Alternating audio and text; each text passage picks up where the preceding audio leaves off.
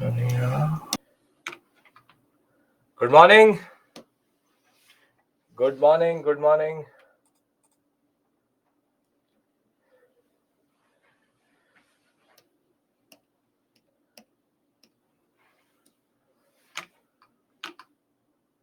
Good morning. Good morning. Good morning.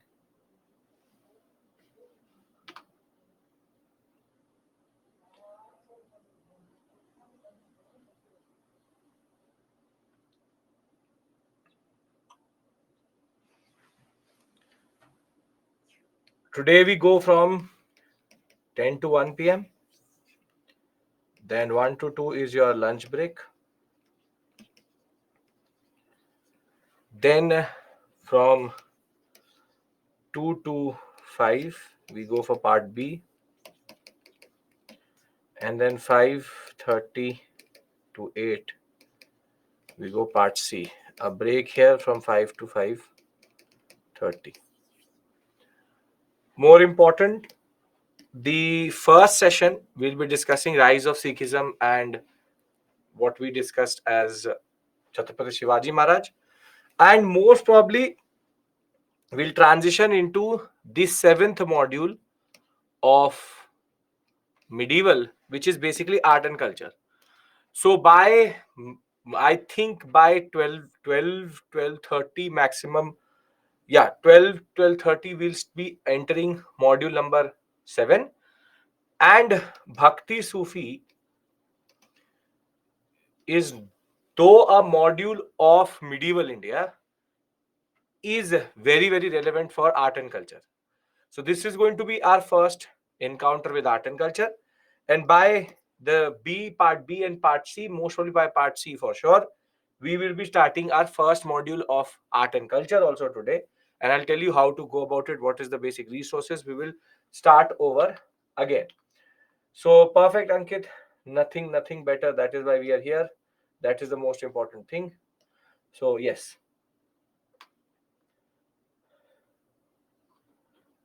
No issues, Hardeep. No issues, Hardeep. No issues. There is no relationship between today and yesterday. So just go through the videos, which is Mughal India yesterday. So the agenda is very clear for us, which is Sikhism, then Marathas, thereafter Bhakti Sufi, and then we will discuss Indus Valley Civilization art and what is called architecture. And most probably the last thing we do is Mauryan pillars and Achaemenid pillars. But as I said, now for the next 2 weeks, which is 16th, 17th, 23rd, 24th, we will now be doing art and culture. Very, very important generally for your preparation because of the fact that it is both medieval, it is both mains and prelims in that regard. So important for your preparation generally. We'll give it a minute for everybody to join in. And then I start with Sikhism, which is an important module in that regard. Sikhism and Marathas are two things which overlap with modern India. So you would know that very simply, Sikhism, you would do Ranjit Singh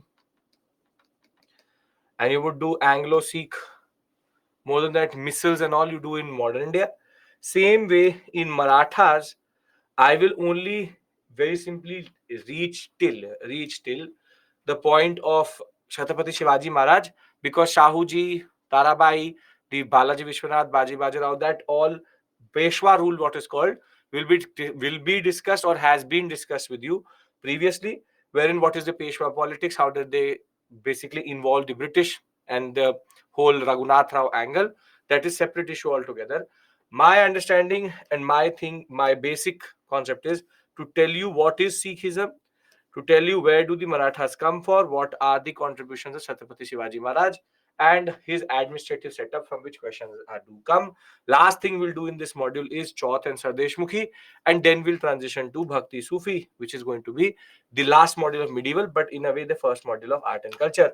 So one more minute I'll give for everybody to join in because I don't want to repeat what we do in the next 1 to 2 minutes. So I give it a minute. Anybody has any question, you can ask me right now, and I'll be happy to answer any questions. I'm also enabling the call feature if you want to call. Not an issue with regards to that also. Okay, come on.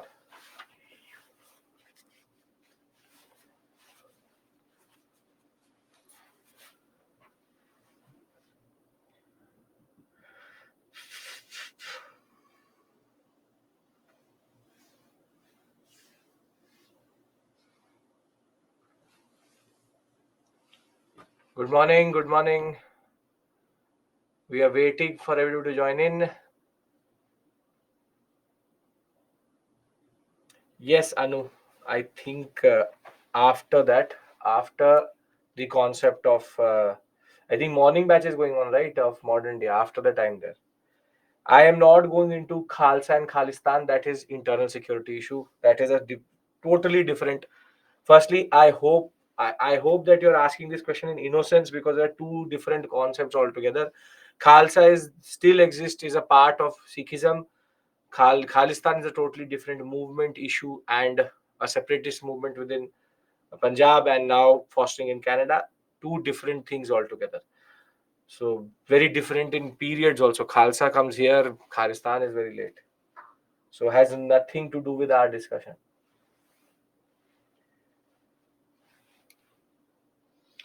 I need to make notes out of the PPT and NCRT. See, PPT don't make notes because the PPT already is written like notes. If you want to make or if you want to note down the basic points which are over and above the PPT in NCRT, sure, I encourage you to do that, but don't ever copy the same points out of the PPT because that makes no sense. I have made the PPT in a point wise form. So therefore it is already notes for you. Understand PPT are notes for you already and just have to go for the understanding of NCRT. That is your part to cover NCRT and add what you need to add if needed in that regard.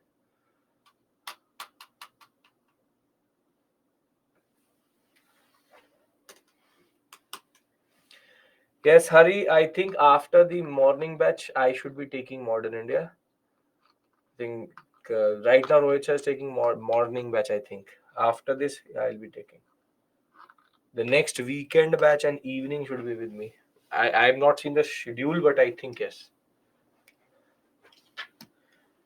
Okay, so our discussion starts today with Sikhism and what we call as rise of Sikhism. Sikhism, I have to tell you what is the context in which it rose, how it went into conflict with the Mughals, how Guru Tegh Bahadur comes in and he is martyred, and how Guru Gobind Singh changes Sikhism forever. That is the basic point. Now, let's talk about the origin of Sikhism.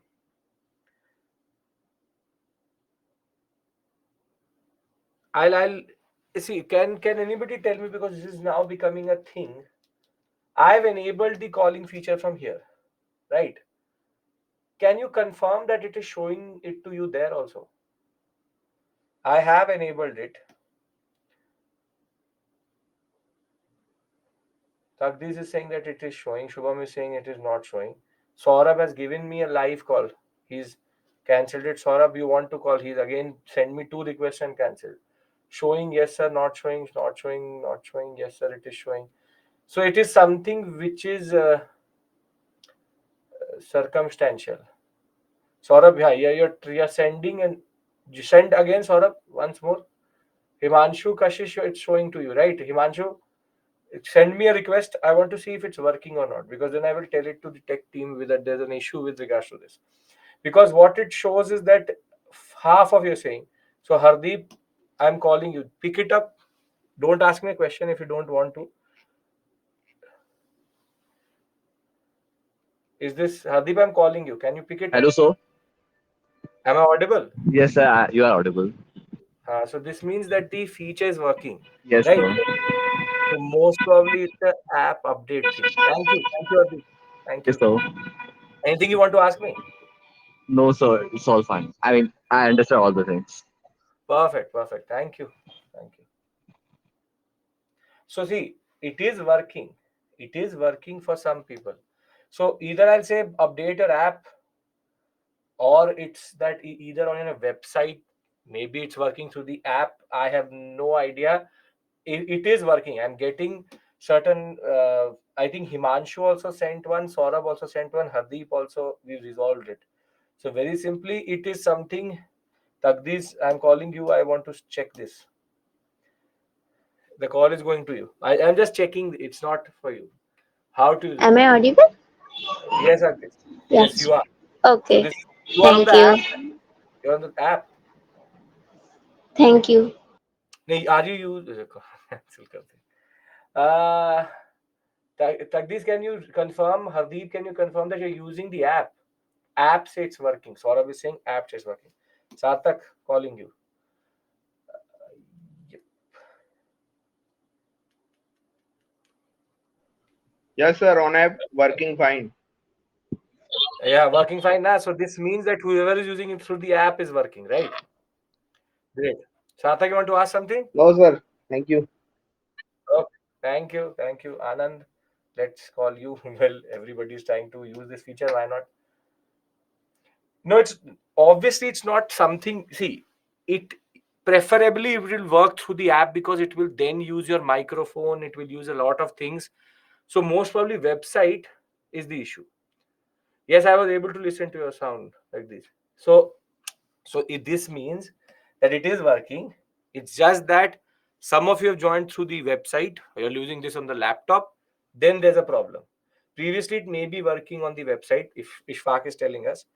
So it is working. Now you know what it is. So we can use it throughout the day if you want to ask something. This feature is basically if you want to ask us question which is conceptual, is a little bit longer than rather than typing, you can ask me straightforward. I'm using app from phone, from tablet, but it is not working on both. So Nitin, I hope then basically you would need to, most probably then you would need to update your apps. I'm not the tech specialist here. It is working. For some it is working, for some it is not working. There's a peculiarity to it. We'll figure that out. Okay, can I start? Everybody's here. In process of doing this, everyone's here. Can we discuss Sikhism? Yes? Great, perfect. So, using from tablet, very good. Okay. So let's talk about Sikhism.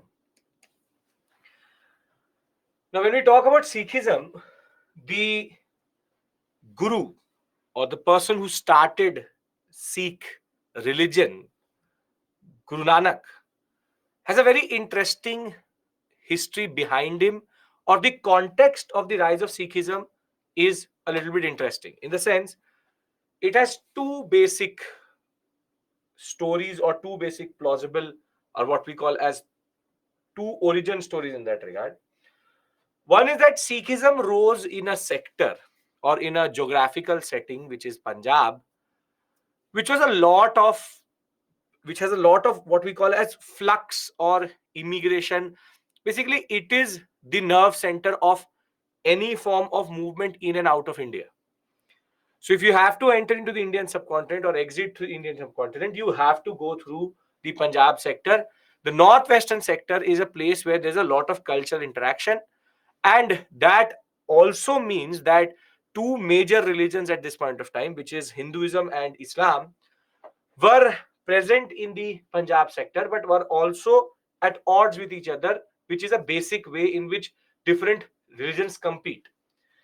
And Guru Nanak, very simply, is seen as a person who gave people a middle path, which is that rather than going with Hinduism, rather than going with Islam, both fighting with each other, both having moments of what we call as amicable relationship, friendship, having relationship of what we call as general basic conflict also. There's a lot of flux, there's a lot of conflict, a lot of problems which are developing in the Punjab sector. Different cultures are coming through. And this is the context in which Guru Nanak basically argues, and this is what Sikhism would argue about itself, that it was basically a middle path, that you don't go the Islam way, you don't go the Hinduism way, rather the Sikhs are the answer, which is that you basically become a totally different religion, thereby coming out of these two major religions who are as it is at a point of what we call as impasse or are interacting with each other at this point of time. This is what Sikhism would argue. This is what the Guru Granth Sahib says, because very simply, there's a very important precept which says, Nanak Shah Fakir, Hindu ka Guru, Musalman ka Peer, which is that he, the saint Guru Nanak, is the Guru of the Hindus and the Peer, which is again the teacher of the Muslims. So he is seen as a person who has reconciled, who's a middle path between two religions which are at odds at this point of time. And therefore, with rising problems in the Punjab sector, Sikhism was seen as an alternative to the two major religions. Either part, you are at odds with each other. So therefore, you go the third path. So for the Sikh, for the Sikh philosophy, it is a middle path. It is a middle path. This is the first understanding. And see, you can't always predict or very accurately talk about origins because it's always about who's talking about it. The first theory being it is a middle path, it's an alternative path. The second, which you will see in, for example, Tamil Nadu board book and even in some other books, which basically simplify things too much, they would argue that Sikhism is basically part of the Bhakti movement. And we will discuss Bhakti movement by the afternoon. The argument is it's part of the Bhakti movement, therefore it is generally related to the larger landscape of Bhakti saints, and Guru Nanak was part of that Bhakti movement. The problem with that understanding is that if it is part of the Bhakti movement, then we can't call it a different religion. Because if it is a different religion, then it can't be part of the Bhakti movement. Bhakti movement is specific to Hinduism. So there are two conflicting but differing, what we call as, theories about the rise of Sikhism.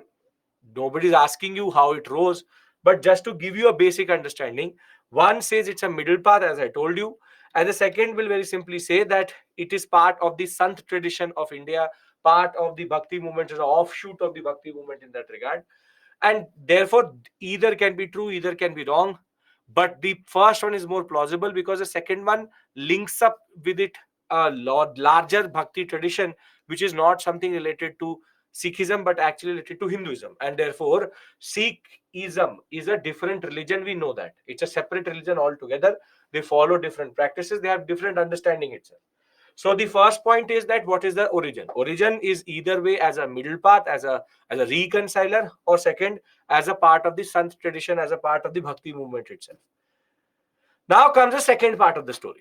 Now comes the second part of the story, which is that where does this word Sikh come from? And the word comes out of the Sanskrit word Sikh. When you give somebody a teaching, you're giving them a Sikh. Sikh de raho.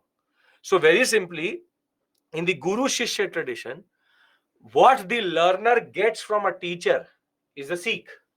And therefore, the people who follow Guru Nanak are Sikhs.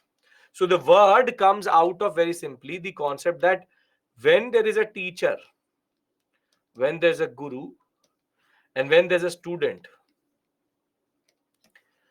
the teacher gives the student something to learn. That is a Sikh. And the people who follow Guru Nanak are Sikhs. So the word is very simple to understand because it is coming out of the Sanskrit word itself. And Sikhism revolves around following the Guru. You have to follow the Guru, what he tells you. You have devotion in the Guru itself. And his spiritual values are very, very important to be followed by everyone in that regard. There are certain fundamental values which are linked to Sikhism, which you would have seen it for yourself, which is honesty, sharing, and doing away with the distinctions of high, low, rich, and poor. And that's a very important concept which is there within Sikhism. That Sikhism, as much as it is a new religion, was also able to, and that is why it gets linked to the Bhakti movement, was also able to criticize the social discriminatory practices. Social discriminatory practices of the Indian subcontinent at this point of time, be it the caste system, be it the issues within Islam, be it the issues within Hinduism, the exclusionary practices, Sikhism wanted to challenge that. So the word comes out of the Sikh word Sikh. Guru Nanak values honesty, sharing, but the most important concept is criticism of discriminatory practices. A very simple example of this is going to be the fact that how there is no distinctions which Sikhism goes with is that when our Prime Minister was Manmohan Singh, he used to go to Shishganj Gurdwara, which is in Delhi 6 in front of Red Fort itself. And when you go to the langar, there's a rule. The rule is everybody sits down, nobody's given a table, everybody will eat with everyone else, and you have to wash your plate before you leave that area. And even though he was the prime minister, he used to sit with everybody, he used to eat with everybody, and used to wash his plate. This is what they believe in, that in front of the Guru, nobody is big, nobody is small, nobody is rich, nobody is poor. It is open to everyone. It is open to the concept of no caste distinctions, and everybody is the same in the eyes of the Guru itself. This is a very interesting thing which is there, that this langar tradition was to very simply break the social discriminatory practices, because everybody comes together. Now, Guru Nanak was the first guru, But for you, this is the most important slide, which is that what are or who are the different gurus of Sikhism. Under them, it is written already what are the important, or who are the important, what are the important, what we call as contributions. So Guru Nanak, see, the dates of Guru Nanak, the dates of all these will vary in books because there's no exact date. It's for the starting point, but we know the sequence for sure. So you have Guru Nanak, who started the Sikh religion itself. Then you have Guru Angad, who created the Gurumukhi script. The script which the Punjabi community uses, or Punjab uses, is Gurumukhi. That is basically developed by Guru Angad. Then Guru Amar Das is the one who made langar, what we call as the community kitchen, a part of Sikhism itself, that everybody is going to eat together. There is no distinction. Then the city of Amritsar, which is the holy city of where we have the Golden Temple, was founded by Guru Ramdas. After Guru Ramdas, Sikhism becomes hereditary, in the sense Guru Nanak to Angad to Amar Singh to Guru Ramdas. There is no relationship between them. They are all gurus. However, after Guru Arjan Dev, Har Gobind, Har Rai, Guru Har Kishan are actually related to each other, in the sense that they are hereditary. It's a father to son, father to son. So Guru Arjan Dev, who's the one who built the Golden Temple and also was the one who compiled the Guru Granth Sahib, the holy book of Sikhism, is considered a very important personality. Guru Arjan Dev is also the same person who very simply went into conflict with Jahangir, and he was martyred by Jahangir for spreading his own understanding and the precepts of Sikhism itself.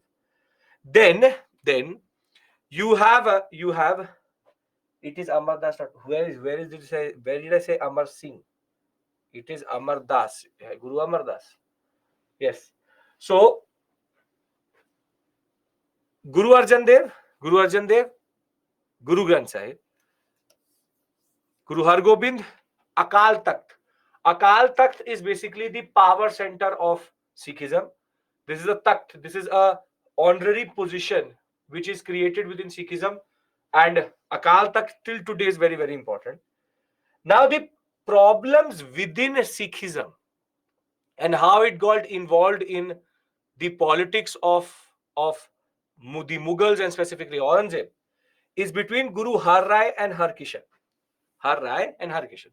Akal Takht means, literally means a certain position. It's a Takht. Very simply, Akal Takht is a body within Sikhism, which is considered the power center. So all the leaders come together, as much as there is a certain political power which will sit with the Akal Takht itself. So while you have Sikhism as the religion, Akal Takht is the political power. Is a political power. Akal Takht till today is in Amritsar in the Golden Temple, and is a very important center. It's a symbolic center of power of Sikhism when it comes to political power. Then Har Rai, Har Kishan, there is Ram Rai who did not become the Guru, and there is the problem there. This is where Sikhism started to develop its issues. Then you have Guru Tegh Bahadur, martyred by Aurangzeb, and I will talk about how he basically was the one who became the victim of the politics of Ram Rai. And last but not the least is Guru Gobind Singh. He is the most important guru because he changed Sikhism forever by doing 2 to 3 very important things, which I will discuss with you. Because he is the one who made Sikhism a religion, a body which could protect Sikhism, which is the Khalsa. And he's also the one who changed the way we see gurus itself. And that is why Sikhism survived over a period of time. So, very simply, we have all the gurus. We have all the gurus. Akbar gave land to Ramdas or Guru Arjan Dev for building. Again, that is Neha conjecture. That is a total conjecture. It could have been. It could have been. We don't have confirmation. Different sources tell us different things. It could be, but the problem is Jahangir then went into conflict with Arjan Dev. So there is a lot of speculation with regards to that. Totally different understanding. We don't know that in confirmation. Maybe Mughal sources will tell us that, but Sikh sources are not confirming that. Separate issue altogether. Okay. These are the contested things within this story. What have we discussed? Sikh, Sikhism, Gurus. Just learn the sequence. I'm going to tell you the politics as we go on. Anybody has any issue till this point? I'll tell you why Guru Gobind Singh is important, why Guru Tegh Bahadur is important. This is the basic slide which can make you answer most of the questions. Can we discuss? Okay, perfect. Okay, now what are the core values of Sikhism? What are the core values of Sikhism? So, Guru Nanak, who was born at Talwandi, also known as Nanak Sahib in Pakistan, had 3 very important precepts. First is one God. This is a concept where there has to be one God, monotheism, which is one God, and it's called Nam Japna, which is that you very simply, you remember God as much as you can. Second is earning one's livelihood, which is a very important thing within Sikhism. You have to work. You cannot sit there and wait for God to do something for you. You have to work, and that is why Sikhs are one of the most industrious people. Work as much as possible. They will work for sure because it is part of the precept itself, which is kirat karna. And then whatever you earn, you have to share with others. This is a very important point.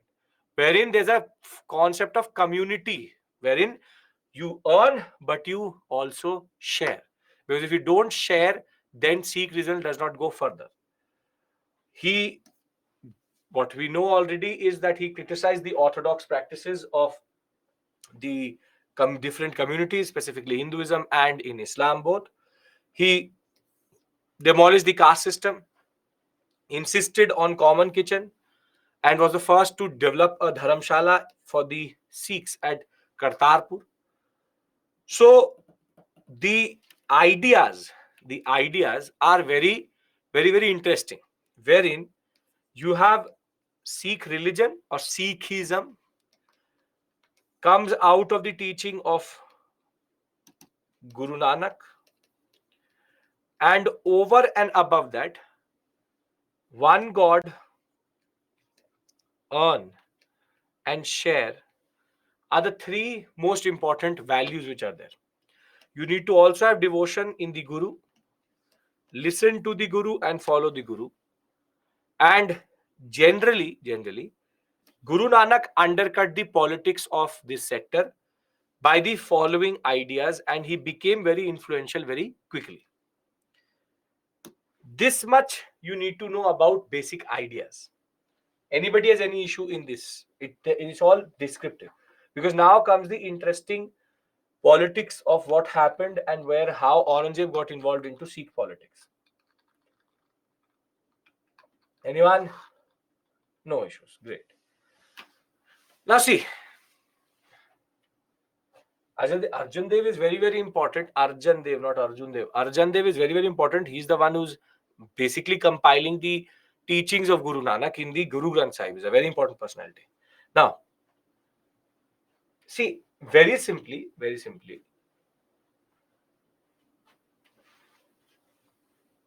obviously the Mughals would not be very, very thrilled about a religion rising in the northern or the northwestern sector, and they have a what we call as off and on relationship with the Mughals.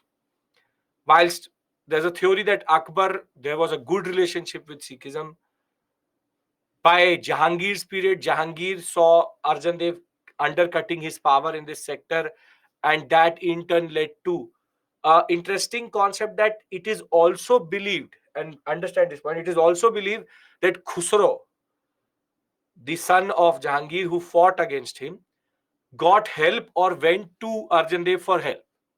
And somehow, invariably, Sikhism got involved in the succession politics of Mughal India. And that is why, in a way, Jahangir looked toward Arjan Dev as a very important power center. And there's this theory, we already know that Arjan Dev was martyred by Jahangir, and therefore, there is already a story of conflict. But the real conflict with the Mughals was not actually during Arjan Dev or Jahangir, it was under Aurangzeb. And there is a component within Sikh politics itself which sucked Sikhism into or sucked Aurangzeb into this politics itself. So I want to talk about that. But before that, I want to say that it's not that there was no conflict between Sikhism and Mughals beforehand. But active political conflict came through when Aurangzeb got involved, and that is because of Ram Rai, which we'll talk about. So, first things first, straightforward. We understand the precepts, we understand the basic concepts. We also understand that that Guru Arjan Dev was involved via the Khusro incident, and Jahangir was there. Now we transition towards how Mughals became a very integral part of the politics of Sikhism, which in turn led to what Guru Gobind Singh had to do to make sure that Sikhism survives. So the change and the most important moment comes in between these two gurus, which is Guru Har Rai and Guru Har Kishan.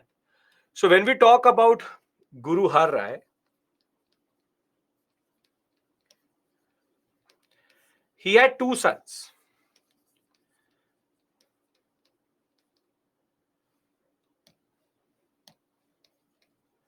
The elder son, name Ram Rai, and the younger son, Har Kishan. Now, Guru Har Rai had already, in a way, indicated that the next Guru, because now Guruship is hereditary, will go to Ram Rai. However, something very interesting happens when Aurangzeb comes to power. When Aurangzeb comes to power, he was very intrigued by Sikhism. He was curious about Sikhism. So, Aurangzeb sent a message to Guru Har Rai that I want to know about Sikhism. I want to know about Sikhism. Can you send somebody to the court of Mughal Empire to Delhi who can explain to me what is Sikhism? A moment in which Aurangzeb was the one who wanted to know about Sikhism. So Guru Har Rai nominated his eldest son, the next Guru itself, Ram Rai, to go and meet with the Mughals and go and basically sit with Aurangzeb and explain to him what is Sikhism. But there were two conditions which Guru Har Rai gave to Ram Rai. Before he left, he said two things to him. At no cost, show them the power of Sikhism, which is the power of miracle, the power of healing. Don't show any power of Sikhism to Aurangzeb. And second, and the most important, at no cost contradict the Guru Granth Sahib. Whatever the Guru Granth Sahib is saying, the Granth Sahib is saying, you do not contradict it. Two conditions: don't show power, and second, do not very simply contradict the Guru Granth Sahib. Conditions acceptable to everybody? Very simply, as Guru we have within Sikh tradition, At Guru, what there is the Granth Sahib. Granth Sahib is here. We are here. So the Granth Sahib has already been compiled. So obviously the Granth Sahib is there. First point. Anand, first point. Second point, the concept was that Granth Sahib was there. It was not the Guru, but I am using it because I need to respect that book. Very simply, the Granth Sahib was already compiled. So Ram Rai was given first condition: do not contradict anything written in the Granth Sahib. Second thing, the fact that we as gurus hold certain power, magical, mystical, whatever it may be, you will not reveal that power to Aurangzeb. You will not show them that we are how powerful we are, and we will not contradict, or you will not contradict the Granth Sahib. Are the conditions clear? No one cares if you are agreeing with the conditions or not, but these are the two conditions. Anybody has any issue in these two conditions? Okay. Now Ram Rai goes to meet Aurangzeb. It was a good interaction, very well documented by the Mughals themselves, also documented in Sikh tradition. While Ram Rai never revealed any powers or any form of mysticism, there's a moment which basically destroyed the relationship between the Sikhs and the Mughals and via Ram Rai itself, which is that Ram Rai was asked by Aurangzeb's ulemas that there's a line in the Guru Granth Sahib, does not matter to us, and they said that there's a word. This word means Muslim. This is what we understand. This is what the Guru Granth Sahib says. But what is your interpretation of this word? The answer to that question should have been what? If the Guru Granth Sahib uses this word for Muslim, then Ram Rai's answer should have been that it should be the exact same thing, which is the Guru Granth Sahib says that it is Muslim, so he should also say it is Muslim. Because what did Har Rai say to him? Do not contradict the Granth Sahib. However, Ram Rai, we don't know why, contradicted this line and said that it does not mean Muslim, but it means the people of the subcontinent. The people of the subcontinent. And this got documented by the Mughals also, and the people who went along with Ram Rai also were shocked to see that Ram Rai, in the context of the Mughal court, contradicted the Guru Granth Sahib. Now, as soon as that happens, when Ram Rai reaches back and meets Guru Har Rai says, I gave you two conditions and you broke one of them. You should not have contradicted the Granth Sahib, and therefore you should have been the next Guru. But I nominate my younger son, Guru Harkishan as the next Guru, and you will not be the next Guru. And this will enrage Ram Rai quite a lot. When this episode will happen, Ram Rai will be not nominated as Guru. In a very unlike moment, Aurangzeb then called Ram Rai, and Aurangzeb actually said to Ram Rai that it is my fault that you are not becoming the Guru.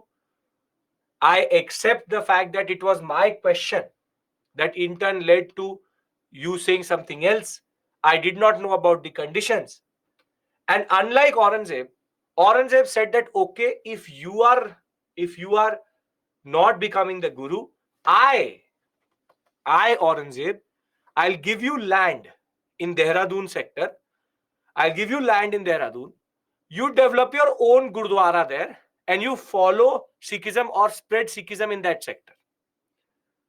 So Ram Rai actually became extremely close to the Mughal politics, and Aurangzeb actually gave him a lot of land in Dehradun. And that is why, if you live in Dehradun, you would know that the schools and some of the gurdwaras in Dehradun are actually named after Ram Rai, though he's not the Guru.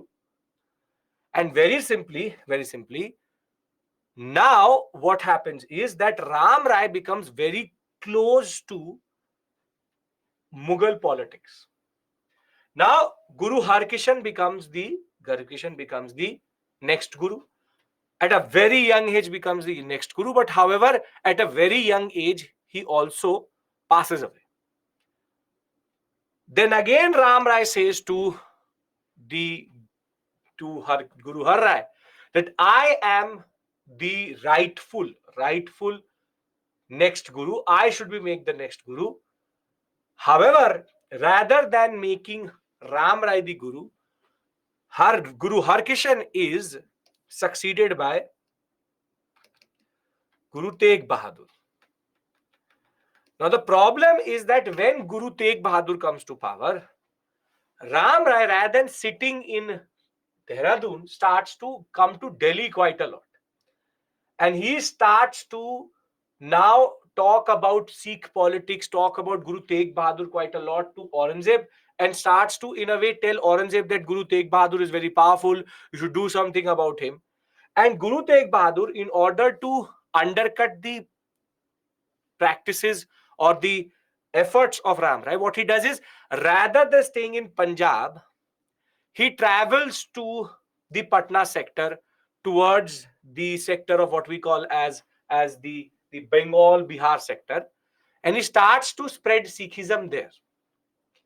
He wanted to stay away from Delhi so that Ram Rai could not influence Aurangzeb too much, and therefore he travels to the Bengal Bihar sector. But when Guru Tegh Bahadur reaches Bengal Bihar sector, he becomes extremely powerful, extremely influential. And now Guru Tegh Bahadur started to emerge as a local power center, because people did not go to Mughal officers or authority, but to Guru Tegh Bahadur for any help. And now Aurangzeb could see that if he does not undercut or do something about Guru Tegh Bahadur, the authority of the Mughals could be taken away fully in Bihar, Bengal. And therefore, Aurangzeb will capture Guru Tegh Bahadur along with his five disciples, bring them to Delhi. As we know famously and very sadly, that Guru Tegh Bahadur was then offered two options, either the sword or convert to Islam. He was never going to convert to Islam, and Guru Tegh Bahadur is thereafter martyred by Aurangzeb, and the next Guru who emerges is Guru Gobind Singh. But now Aurangzeb had developed a certain animosity towards the Mughals generally. Now, when Guru Tegh Bahadur is martyred, the next Guru is Guru Gobind Singh. Now, Guru Gobind Singh realized something. In the conflict with the Mughals, he lost all of his four sons, and he realized one thing, that if somebody kills the Guru or somebody martyrs the Guru, then the religion becomes vulnerable, or the survival of the religion cannot be very long if we keep this tradition of what we call as human gurus, that the Guru is a person. So now Guru Gobind Singh, after losing his four sons and after looking at the conflict which was happening with Mughals, he will do two very important things. Guru Gobind Singh will argue and say that I am the last Guru who will be a person, who will be a human, and I make the Granth Sahib as the Guru. Very simply, the eternal Guru of Sikhism is the Guru Granth Sahib. So now the book, the holy book, is made into the Guru, and therefore now Sikhism cannot be destroyed, because what you need is just the book. And that is why you would have seen that if you ever went to a Gurdwara, the Granth Sahib personifies the Guru. Because like you wake up a person, the book is woken up. The book is kept to sleep. The book is there to rever and give everybody blessings. That tradition was Guru Gobind Singh. Guru Gobind Singh's master stroke was that he made the book itself the eternal Guru. Therefore, nobody can destroy Sikhism, and therefore Sikhism can survive forever. And the second thing which he does is that he establishes what is called the Khalsa. Every Gurdwara, yes, every Gurdwara, wherever the Guru Granth Sahib is there, everywhere the same thing is going to be there. The second thing is that he establishes a body within the Sikh religion. While Sikhism is the religion, the the Khalsa is the community which protects it. Think of it like India and its army. India is Sikhism, army is Khalsa. Khalsa protects Sikhism. And now the Khalsa, which is a military brotherhood based on the 5 Ks, and they have a certain initiation ceremony which is called Baptist, is what we call as Amrit Chakna. The Khalsa Panth will thereafter protect the Guru Granth Sahib and the Sikh community also. And that is why till today Sikhism remains a very important religion and a religion which has survived. A very good example of how this could have gone a different route is how you look at the Dalai Lama concept. If you look at the Dalai Lama concept, see, Guru Gobind Singh very simply realized that it is not going to be forever, that, or there is going to come a day when all gurus could be killed or martyred. Now, by making the book Eternal Guru, nobody can kill the religion. Now, if you look at the Dalai Lama concept is that the Dalai Lama reincarnates every generation with a new person. And right now, the Tibetan tradition of Dalai Lama is in a lot of problematic waters because of this only. Because it is believed that Dalai Lama will reincarnate as a child, and the Chinese have argued that they have already seen the next Dalai Lama, though he's not the Dalai Lama, and therefore the human tradition always has problems. And therefore, Guru Granth Sahib, being the eternal Guru, made sure that Sikhism could survive for a very long period or very long periods to come in that regard. So, very simply, just to repeat the story out of the uh, PPT itself, although there were some clashes between the Sikh gurus and Mughals under Jahangir and Shah Jahan, there was no clash between the Sikhs and Aurangzeb till 1675. In fact, conscious of the growing importance of the Sikhs, Aurangzeb tried to engage with Ram Rai, the eldest son of Guru Har Rai, at his court. However, Guru Har Rai was displeased with Ram Rai and nominated his younger son Har Kishan, who was only 6 years of age, to become the Guru. However, Har Kishan died soon after and was succeeded by Guru Tegh Bahadur in 1664. Ram Rai put forward his claims to the Gaddi, which is the Gaddi of the Guru, both before and after the accession of Guru Har Kishan. Aurangzeb did not interfere and rather gave a grant of land at Dehradun to Ram Rai to build a Gurdwara there. But most of the times, Ram Rai remained at Delhi and continued to intrigue against the Gurus and tried to poison the mind of the emperor against him. After his accession, Guru Tegh Bahadur, who had come basically to Delhi, had seen how Ram Rai was operating. And in order to escape the intrigues of Ram Rai, he travelled to Bihar, where he served Raja Ram Singh of Amber in Assam till 1671. However, in 1675, Guru Tegh Bahadur was brought to Delhi from his headquarters with his 5 followers. Various accusations were made against him, and he was asked to recant his faith, which he refused, for which he was martyred. Now, the final living Guru, Guru Gobind Singh, established the Khalsa order, the soldier saints, in order to protect Sikhism. The Khalsa upholds the highest Sikh virtues of commitment, dedication, and a social consciousness. The Khalsa are men and women who have undergone the Sikh baptist ceremony, basically initiation ceremony, which is Amrit Chakna, and who strictly follow the codes of conduct and conventions and wear certain prescribed physical manifestations of the Khalsa Panth itself. The 5 Ks represent the Khalsa: Kesh, Kangha, Kada, Kachera, and Kirpan. And very simply, these 5 Ks are the 5 markers of the Khalsa Panth itself. Now, before we move to the Marathas, this is the basic story of Sikhism. You can get questions wherein gurus are asked and their contributions are asked, and you can be asked this basic story of Guru Tegh Bahadur. The internal politics of Ram Rai Harkishan is only for your understanding. There can be no question with regards to that.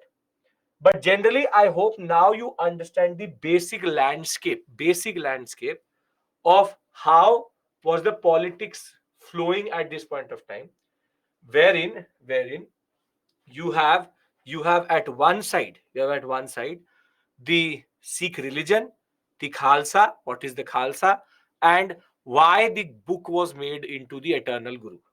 If these points are clear and the one slide which I showed you is important, then we can move to the Marathas. If it is all of this is clear. Yes? Come on. In a way, Samishta. In a way.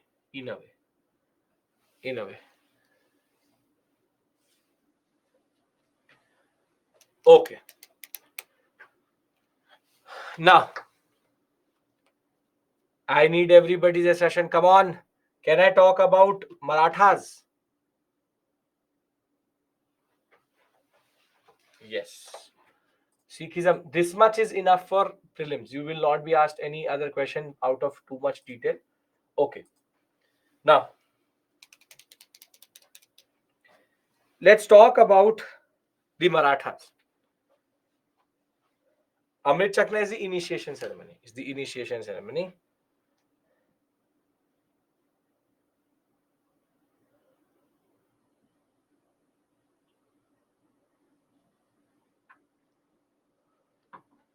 Okay.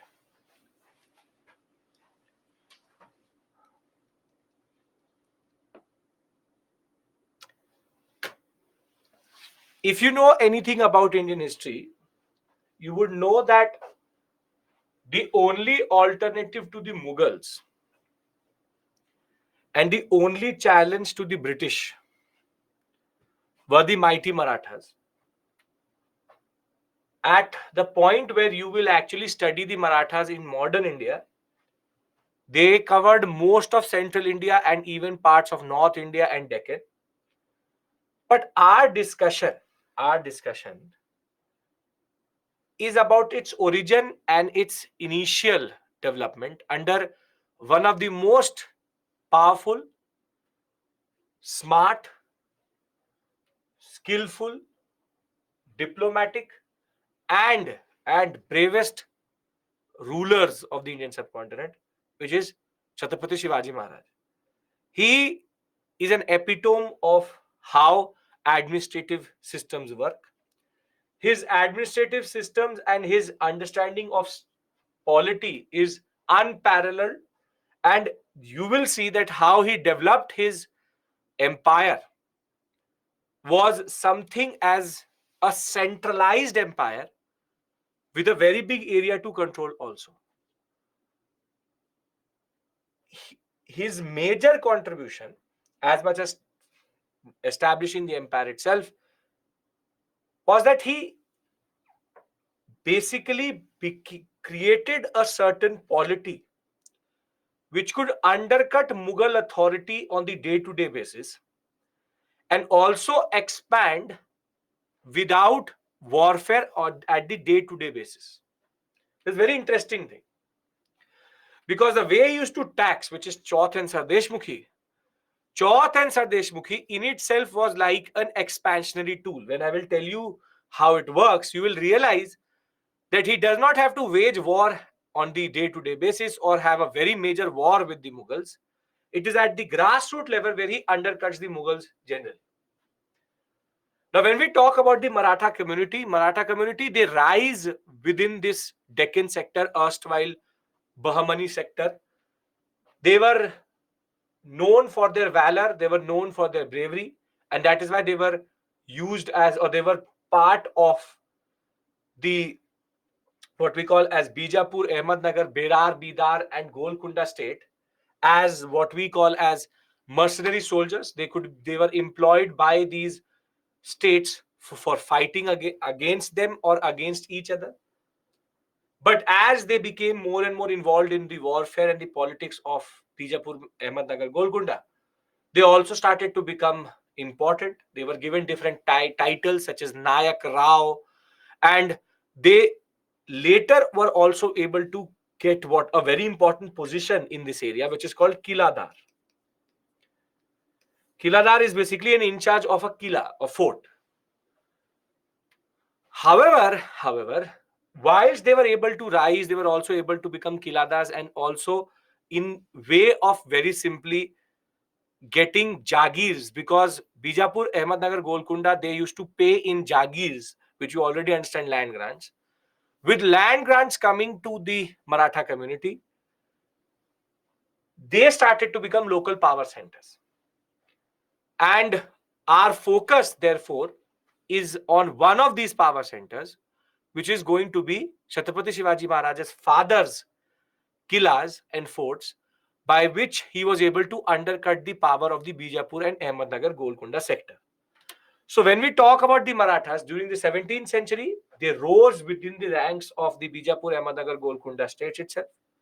They served as mercenary soldiers in the army. They started to control hill forts.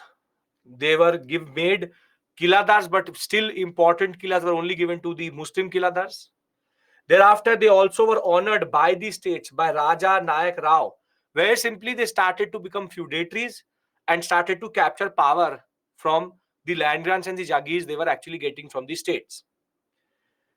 Ibrahim Adil Shah, the Bijapur ruler, actually employed a lot of Maratha soldiers to fight against the Nizam Shahi rulers of Ahmednagar. And even Brahmins and Marathas were part of the accounting system of these states. So they were already there as a community, they were already there in this sector. And they started to become more and more important when they started to get involved in the politics. And through that, they were able to get a lot of land grants and jagirs, which strengthened their position. Now comes into focus Shivneri, wherein Chhatrapati Shivaji Maharaj was born to Shahji and Jijabai.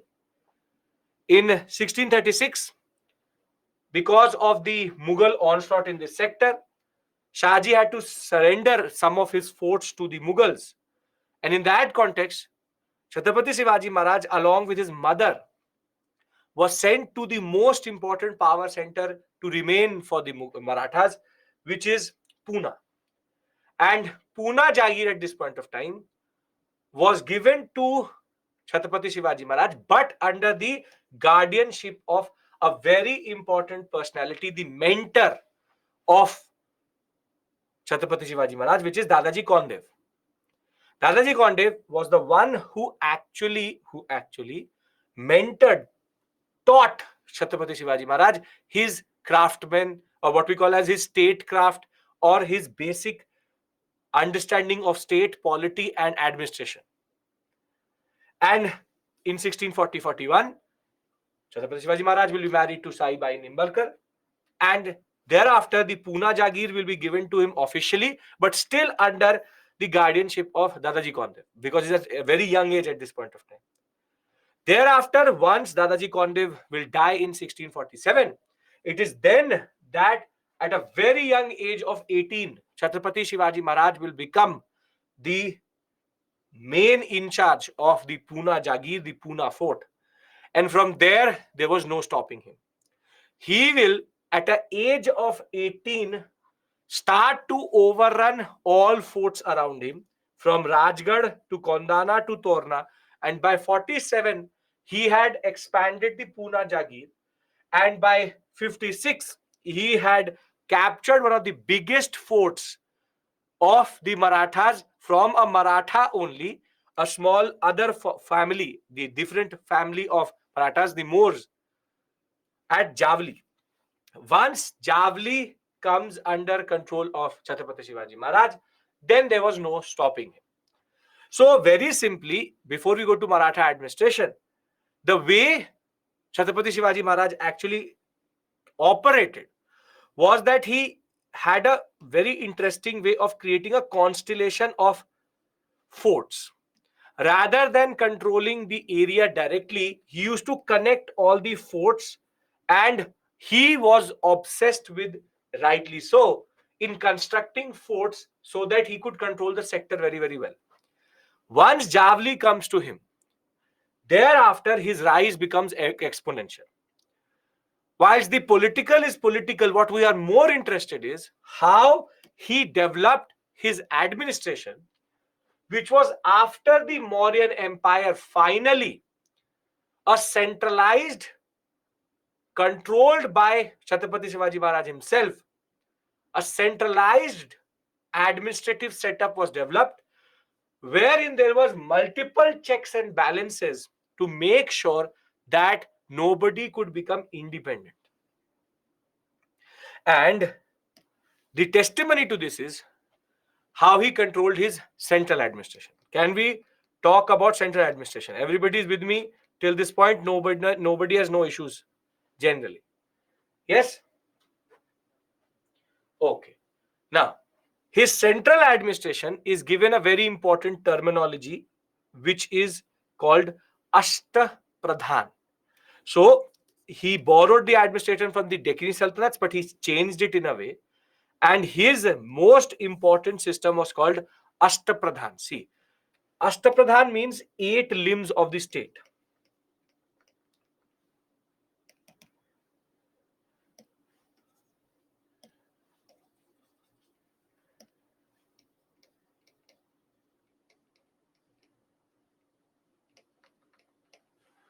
So at the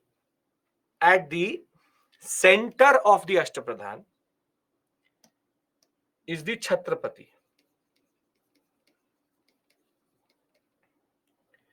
Is the Chhatrapati, the king. Now around the Chhatrapati, he has 7 other officers who ironically do not answer to each other, but only answer to the Chhatrapati. Only answer to the Chhatrapati. Nobody is answering to each other. They are only answerable to the Chhatrapati. And therefore, there is no collective responsibility. There's independent responsibility. And they are answerable to the king himself. Now, the most important position was the Peshwa. The Peshwa at this point of time has both, you can call him the prime minister. He controls both the finance department and general administration. But in order to make sure that the Peshwa was not having too much power, he had a Majumdar. The Majumdar is the accountant general.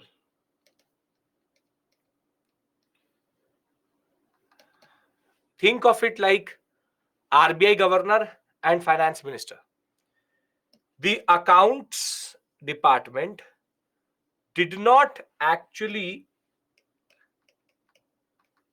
report to the Peshwa, but to the Majumdar. So you have the Peshwa, finance and general administration. You have the Majumdar, who is the accountant. Then you have the Sarai Naubat, who is nothing but the Senapati.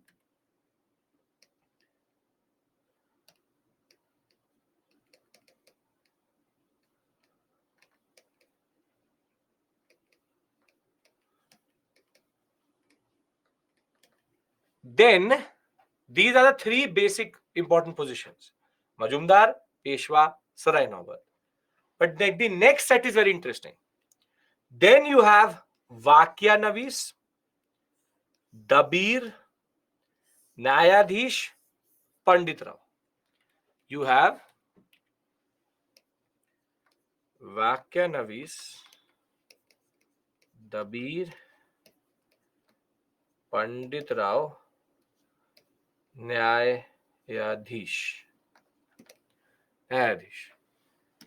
Here, Vakya Navis is nothing but intelligence and correspondence. Intelligence and correspondence. Then you have also Suranavis and Chitnis, who's basically a one person who will have oversight over Chitnis or Suranavis. So whilst this is intelligence, and let's remove correspondence from here, he is correspondence. So the intelligence is with one person, and the correspondence is with someone else. Dabir takes care of all ceremonies and basic foreign relations. Pandit Rao is automatically indicated. This is justice and this is religious affairs. So, most important, Peshwa, General Administration, Sarai Naubat, Maratha Chief given as a Senapati, Majumdar accounted, Vakyanavis Intelligence Post Household Affairs, Suravis Chitnis is for correspondence, Dabir is the one who deals with ceremony and foreign powers, Nyayadhish Pandit Rao, justice and charitable grants. So, you have charity. Now, these are together called the Ashtapradhan. These are together called the Ashtapradhan. The Chhatrapati has 8 officers around him, and this is how he makes sure that nobody is having too much power.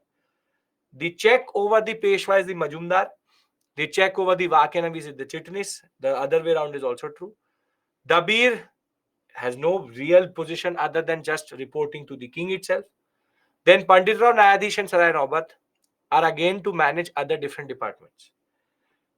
In the examination, you can expect these terminologies: Peshwa, Sarai Naubat, Nyayadhish, Pandit Rao, Dabir, Vakyanavis, Majumdar, Chitnis.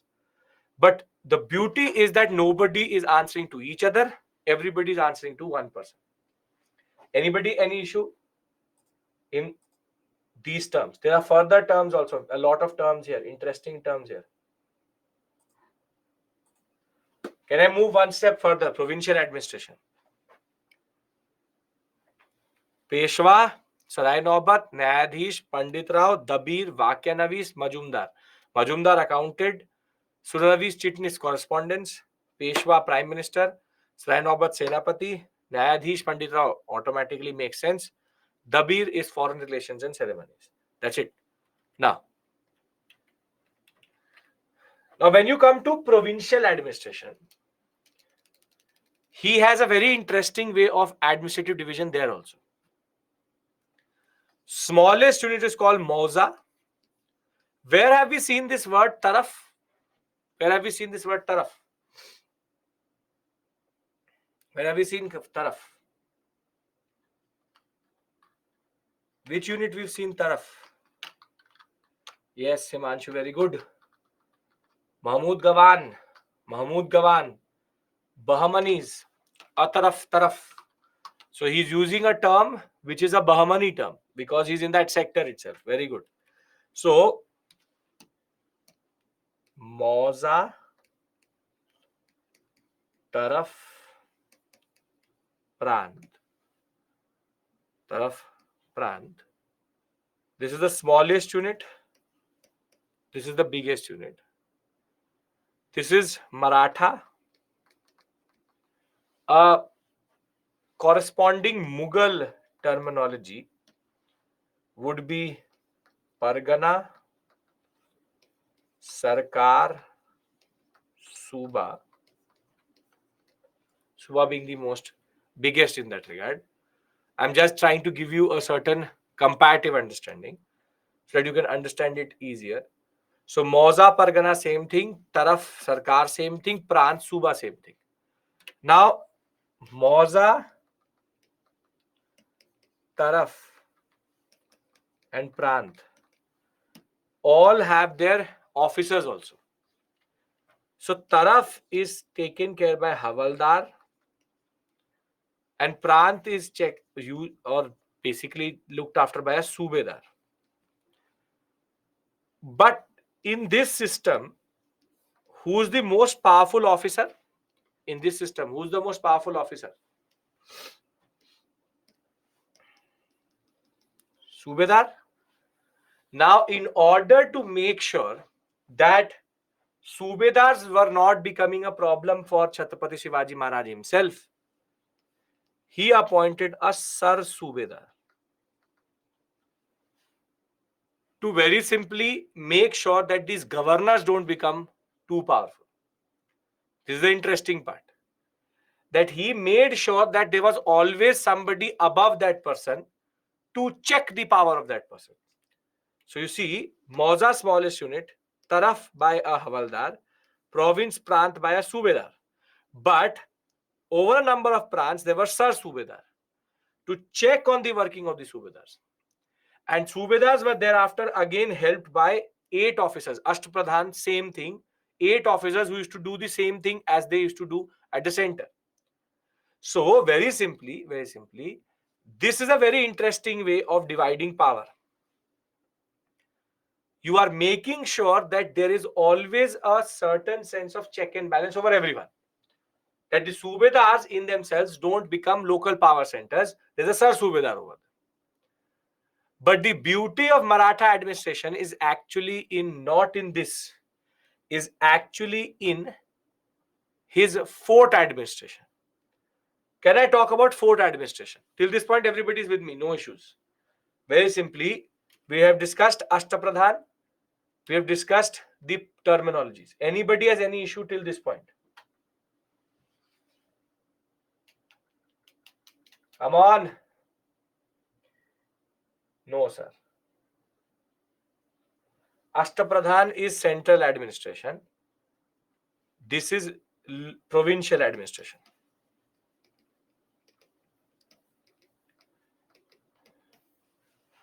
Okay, no issues.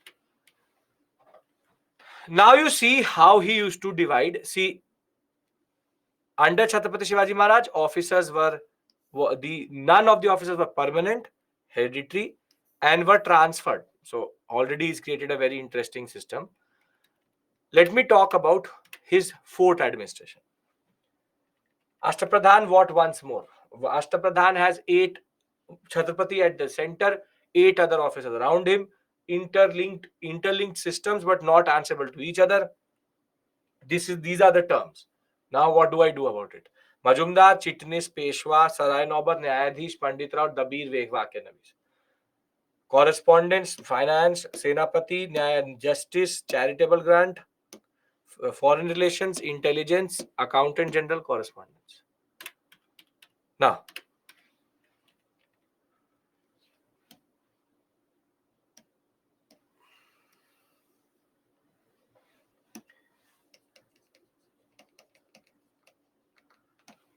this is where the real magic happens. See, Chhatrapati Shivaji Maharaj knew that forts are important. He created a long chain of forts, and every Pargana, every Taluk, every Prant, every Moza, every Taraf had one fort for sure. He was so good at building forts that he was even able to build a fort on water. And therefore, with close to 250 forts, he created a very interesting system of or constellation of forts. But these forts even have a certain sense of check and balance, because these forts can become independent. And in order to make sure that there was a certain sense of check and balance, he had three officers, but with very interesting powers. You have the first officer, the second officer, and then the third officer. First officer is called Havaldar. Second officer is called Subnis. And third officer is called Sarnobat. Sarnobat. You see here, Havaldar, Subnis, Sarnobat. All officers of equal rank act as check and balance on each other. Havaldar is in charge of the keys of the fort. So he has the keys of the fort. So basically, entry and exit is controlled by him. Now, if he has anything else, he would become too powerful. So what the administration does is, Subnis is given the muster roll and all governmental correspondence. What this means is, Subnis takes care of duty chart, which is nothing but muster roll, and correspondence with the central department.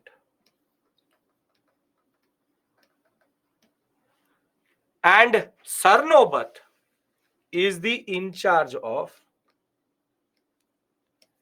military establishment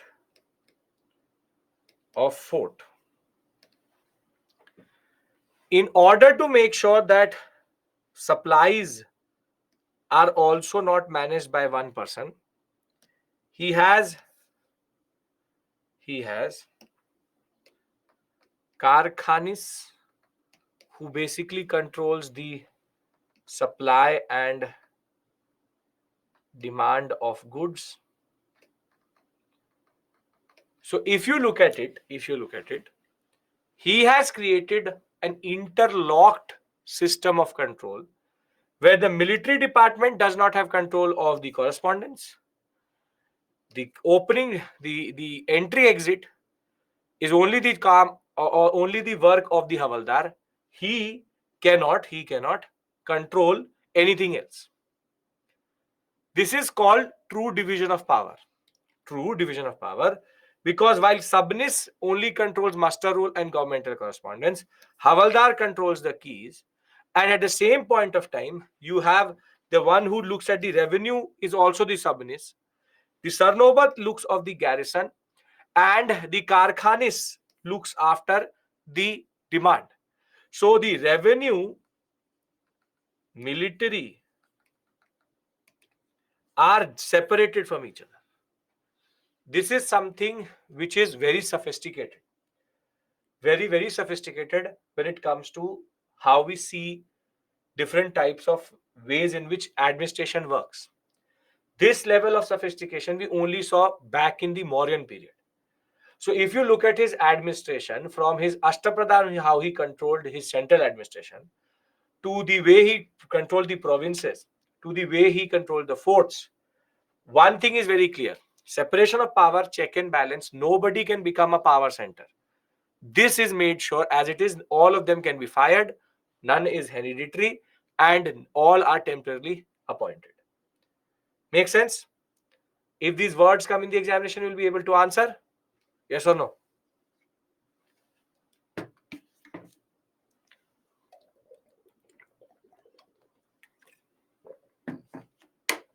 Yes.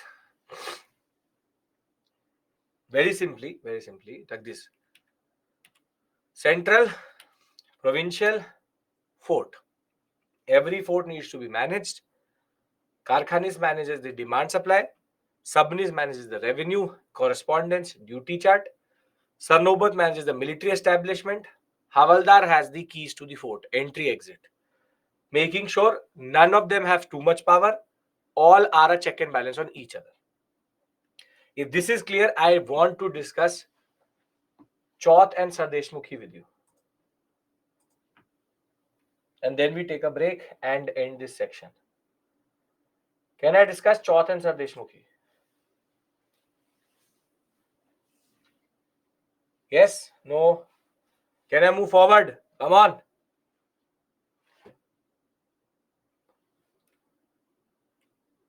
Okay. Now, please pay attention. Very standard thing. Last thing, after this, I give you a break. This module is over.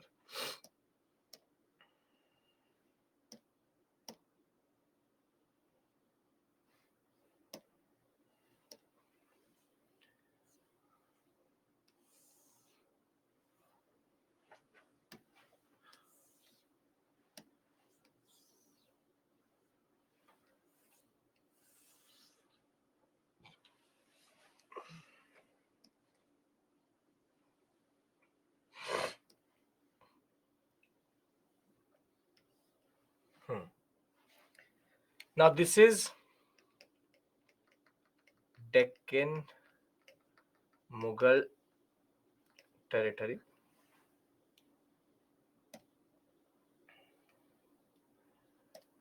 There's a road which goes like this. The road. There's a farmer here. There's a farmer here. However, within this area, this much area is managed by the Marathas. There's a Maratha fort here. Fort.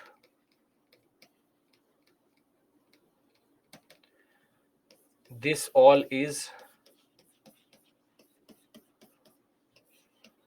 Maratha territory. And there is a farmer here. There's a farmer here. So basically, you have Mughal territory. Within that, one fort and Maratha territory. Now, very simply, this farmer pays a standard land tax to the Marathas. Could be 1/3, could be 1/6. But very simply, no chauth is collected from within Maratha territory. They have to pay a standard nominal land tax. There's no term for that, but they don't have to pay chauth. Now there's a trader. There's a trader who has a small caravan going from here. Now, what the Marathas used to do was that they used to say to this farmer B and C, and also say to this trader D, that if you want to stay without any issues and want Maratha protection, you pay us chauth. You pay us chauth.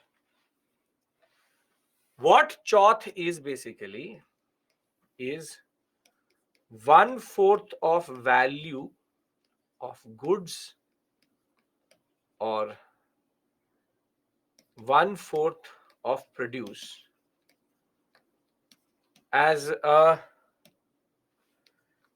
an insurance against Maratha raids and protection. Meaning, they say that your Mughal emperor is not going to come. Either you pay your land revenue to the Mughal emperor, but then we will also come and take everything you have, because you are not independent. You are not under Mughal authority here. You are under the watchful eye of the Marathas.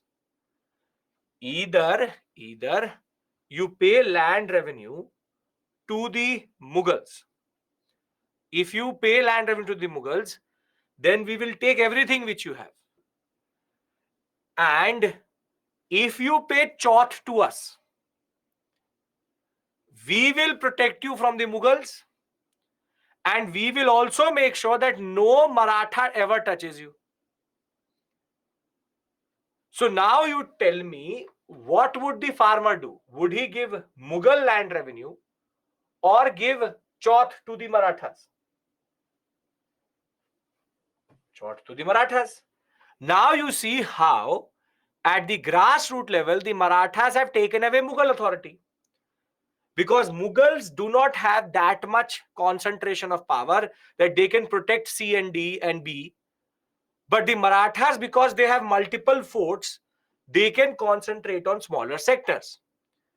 To every farmer in this sector, they say that you give us chauth, we will protect you, and if the Mughals come and try to take back power, we will fight with the Mughals. So by not even expanding their empire, they are generating revenue, and at the same time they are undercutting the power of the Marathas, undercutting the power of the Mughals. This is the beauty of chauth, that chauth gives you Maratha protection also, Maratha insurance also, and it gives you protection from the Mughals also. So very simply, I'll write it down in a different way so that this is a little bit more technical. I'll write it down in the most simplest way. Very simply, 1/4 of value of goods, 1/4 of produce. Once paid, Marathas will protect the farmer raider from Mughals and also not take everything if they defy. Meaning that if you still believe in the Mughals, you give it to them, but then you will take everything. If you don't believe in the Mughals, you pay it to us, and we will protect you also, and we will also not take everything. It's a very interesting way. Of undercutting power at the grassroots level. If you want to know the exact terminology, chauth was an amount of 1/4 of produce which was paid for or paid to the Marathas as a safeguard against Chhatrapati Shivaji's forces plundering or raiding non-Maratha territories. Which is that, very simply, we will take from you everything because you are Mughal territory. Rather than doing that, we will not do anything to you. We will protect you also. We will also not plunder you. Just simply give us chauth. So it's basically like an insurance. You though are part of the Mughal Empire, but still are actually giving revenue to the Marathas. Makes sense? This is the most important thing which you need to realize is chauth is not collected from within Maratha territory. It is collected from Mughal and other territories. Very important point. This is where the UPSC plays with the words. Chauth and even Sardesh or Chauth is not collected from Maratha territories. Is Chauth clear? Please come on, tell me. Is Chauth clear? Yes, it is going to cut down the revenue of the Mughals. It is going to take away the power of the Mughals. It is undercutting their power at the grassroots level. And it is also expanding the Maratha Empire without expansion itself. This is the master stroke of this system.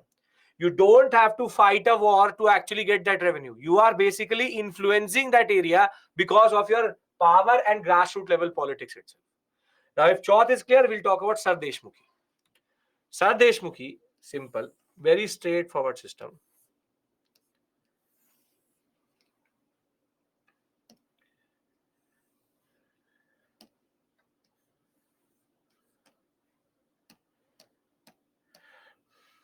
%0 expansion, yes, 100% revenue.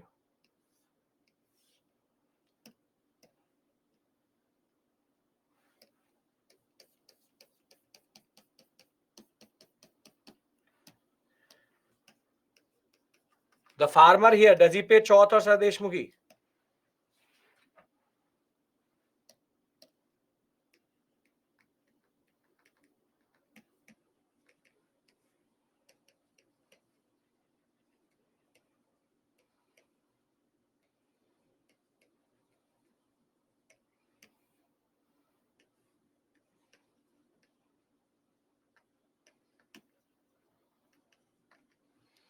Standard land tax.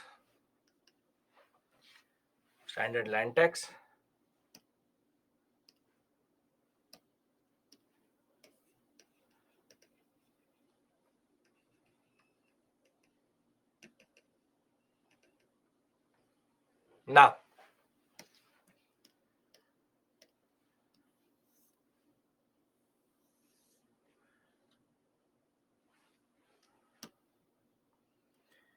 Now, what has happened is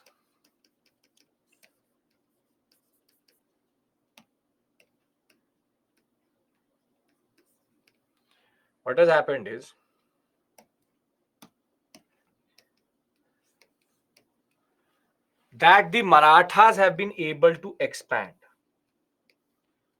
Now they actually control this sector. Marathas expand into the sector. Maratha Empire. But this is the newly acquired area.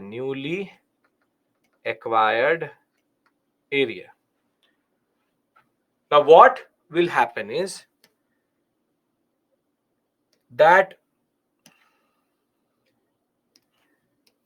these two and this will give, he will still give Chauth,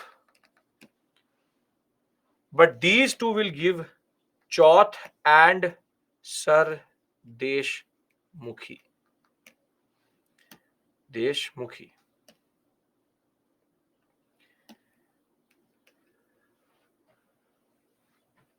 Meaning 1/4 from the trader, that is standard, but from the farmers 1/4 is already taken. But this is an additional tax over and above Chauth. The exact thing is, Sardeshmukhi was an additional levy of 10% on those lands which the Marathas claimed as hereditary rights. They argue that this was all our territory previously, but you were under Mughal Empire. So we only collect Chauth when there is Mughal power. But once you have expanded into that area, you will pay Chauth and Sardeshmukhi both. So whilst Chauth is collected from 1/4 of anything collected from areas outside Maratha Empire, Maratha Empire, which is 25%. Sar Deshmukhi is applied when Marathas expand their empire into erstwhile Mughal territories claimed to be theirs, claimed to be their hereditary right, and it is 10%.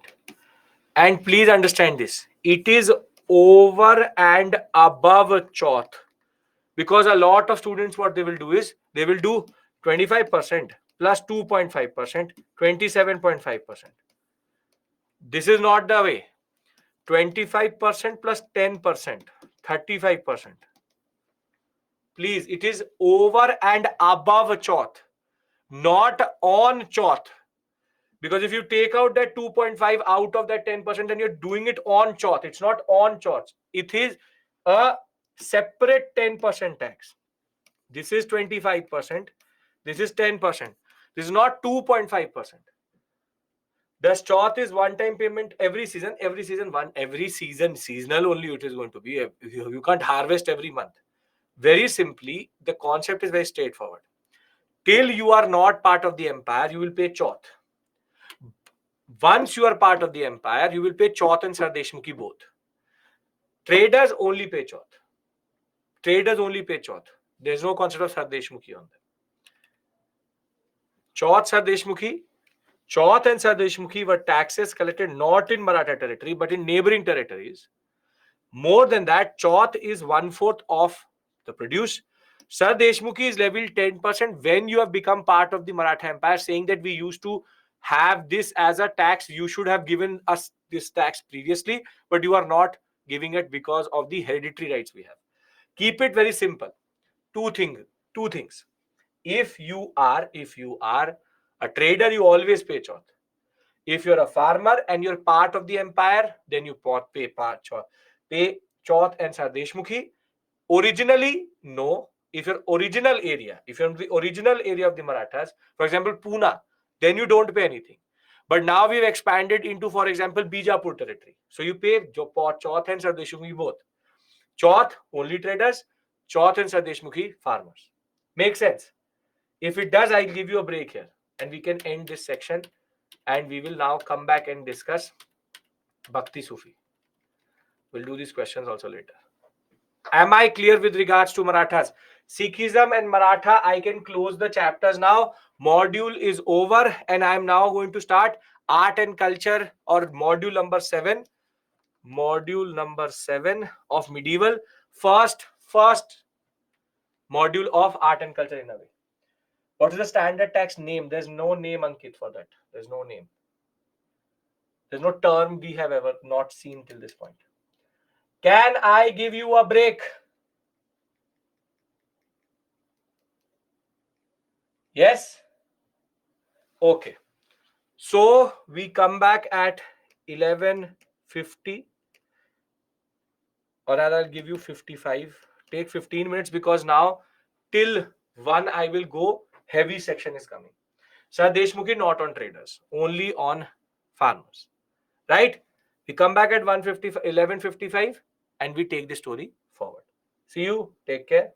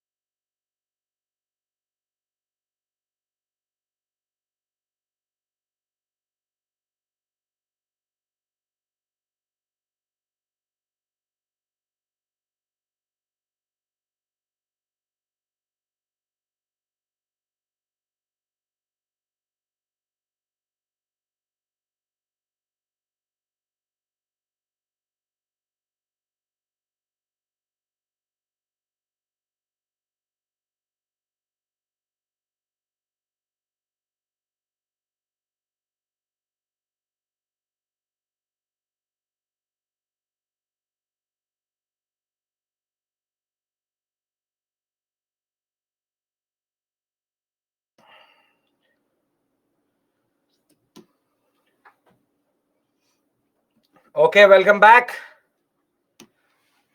Anybody has any issue? Before we move on to the next module itself, you want to call, you want to ask something? Henry, Rashid, you had called me. Should I call you back?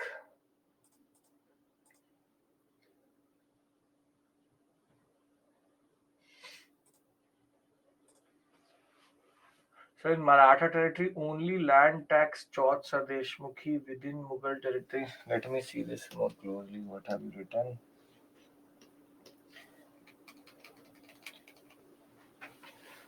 Maratha territory, in Maratha territory, only land tax, no Chauth Sadeshmukhi. Within Mughal territory, Chauth, both traders as well as farmers. Within expanded territory, Chauth from traders, Chauth and Southern. Yes, yes, Neha, totally correct. Totally correct. Okay. Anybody has any other doubt? Wants to ask me something? Because basically medieval is over now. Medieval is over, and now we are entering the cultural part of medieval, because it makes more sense here. That is why I'm doing it here. And though it is basically pure art and culture. Vivek, until unless I don't get a request, I can't call you back. Shroth is paid by farmers and traders. Sir Deshmukhi is only paid by farmers. Yes, yes, yes, yes. Sir Deshmukhi is specific to farmers, nothing to traders. Traders only pay 1/4. Anybody still has a doubt can call me, ask me, whatever it may be. What is Chauth? Chauth is 1/4 of any amount of goods. Anything fourth. Chauth, 1/4, 1/4, Chauth.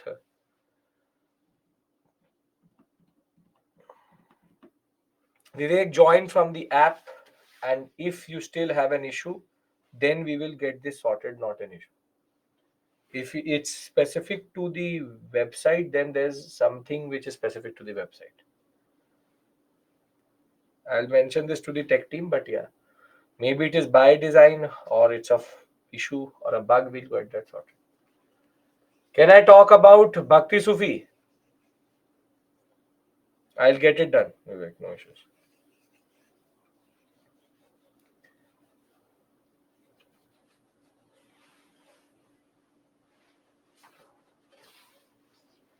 Still, a lot of you are not saying anything. You have to tell me yes, no, something.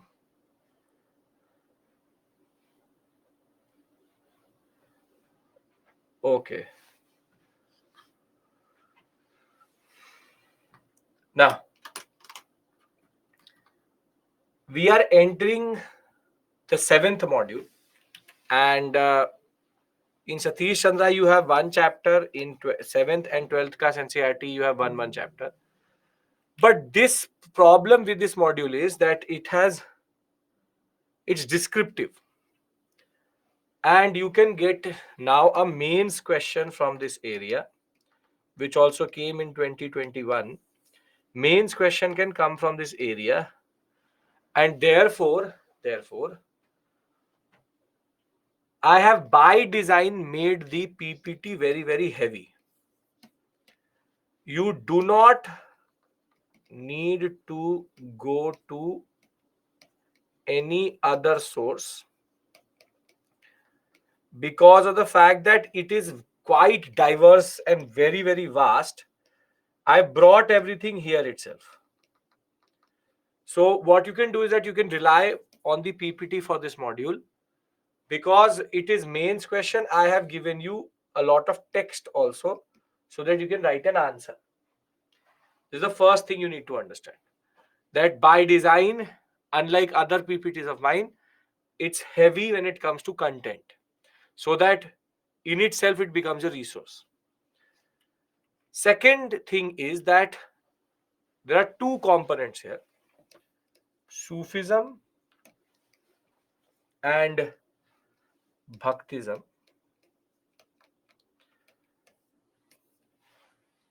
Both have similarities. Both have shared principles also.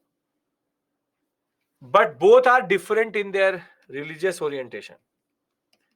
Sufism is Islam. Bhaktism is Hinduism. And while Sufi movement in India is 12th to 15th, 16th century, Bhakti movement has two components.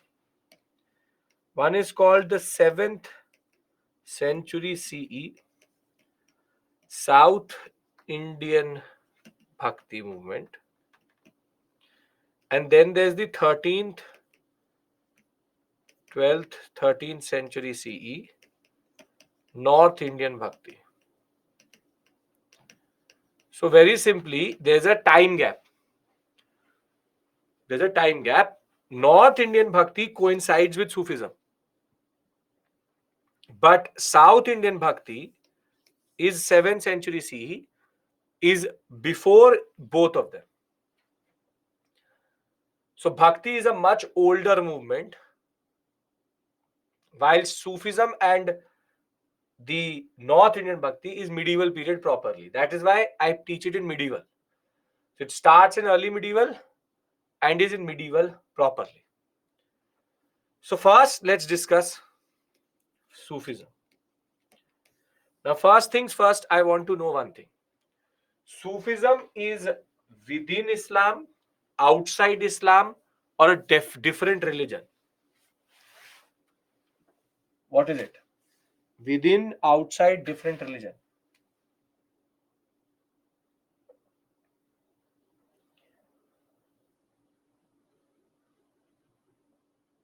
Outside Islam, outside, within, I don't know, within,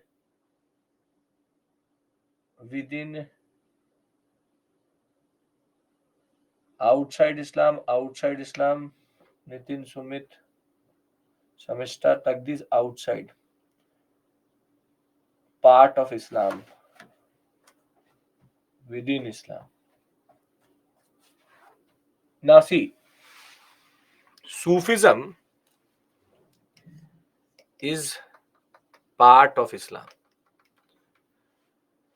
Islam is the larger religion. Sufism is a movement or process within it. Basically, Sufis do not reject Islam. They have a different understanding of Islam. The very important point you need to understand. Sufis do not reject Islam but have alternative understanding. Now, Sufi movement started in Central Asia very early. For example, in 5th, 6th, 7th century CE also it started in Central Asia. But in India, we link it with Moinuddin Chishti, who came when Gori came into India. That is why we believe it is 11th, 12th century. Now, let's try to understand what is the core idea of Islam. What is the core idea of Islam? No, not core idea of Islam. Core idea of Sufism.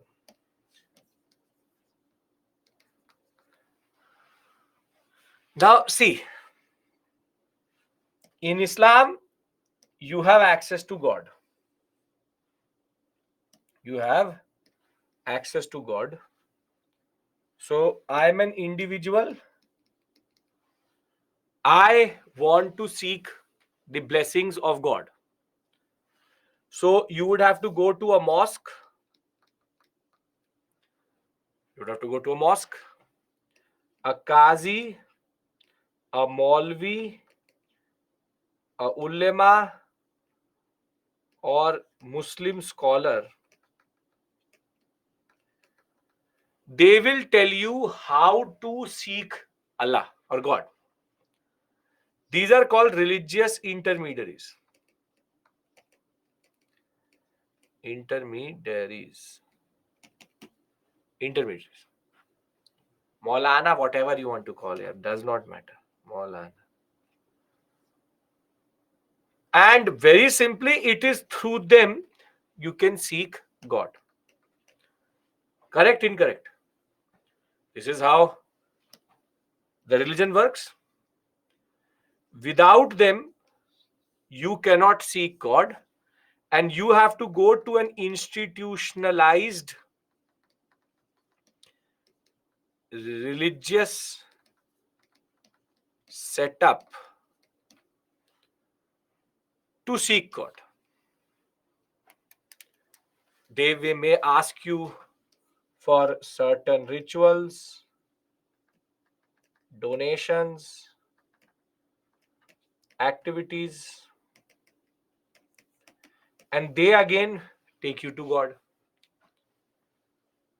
So, if I say that Islam is an institutionalized religion, I would be right. I would be right. Yes. Now, Sufis don't like this. Sufis challenge the understanding of intermediary. Intermediary. Durgesh, that is not possible. You get that it will be on this only. That is mandated to me from someone else, from the management. Okay.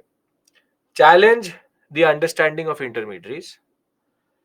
So what basically Sufis do or want is that they do not agree with or like the ways of institutionalized religion.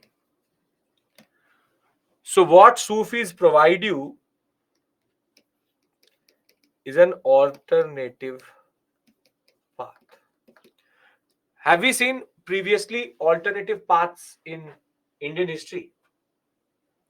Have we seen alternative paths previously in Indian history? Example?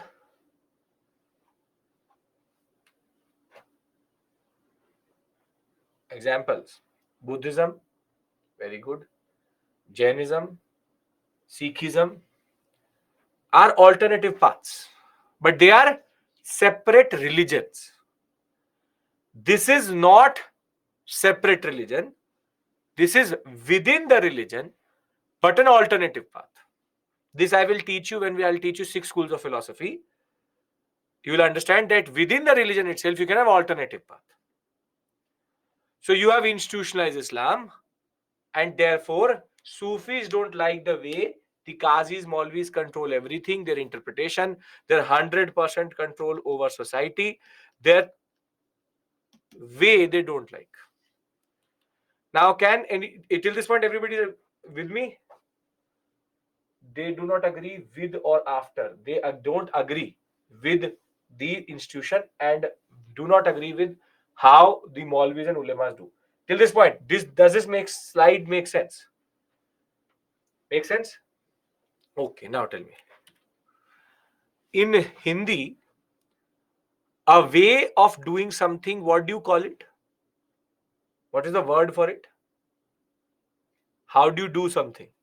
The way to do it. तरीका. इस तरीके से करेंगे, उस तरीके से करेंगे. Tariqa, which is how do you do it? So what Sufis actually give you is a tariqa. Is a tariqa. There is an institutionalized way or tariqa. They give you an alternative tariqa. So basically, there are multiple Sufi saints. There are multiple Sufi saints based on their differing tariqa.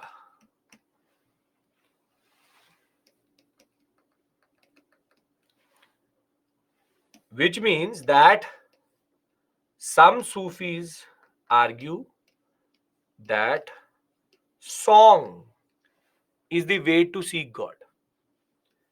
Dance is the way to seek God. Meditation is a way to seek God. Silence is a way to seek God. These are different tariqas. These are different tariqas. So very simply, Sufis are giving you an alternative tariqa, and that tariqa is based on how to seek God. But if I go with the basic principles, if I go with the basic principles of Sufis, be it any Sufi, first is personal devotion. Personal devotion or faith. Second is personalization of access to God. Third is multiple tariqas other than mosque. Fourth,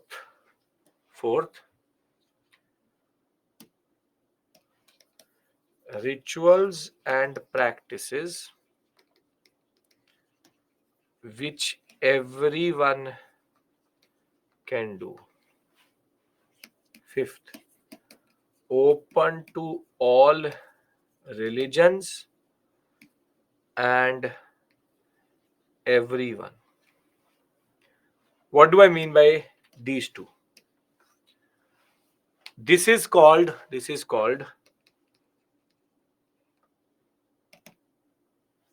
personal faith, devotion to God.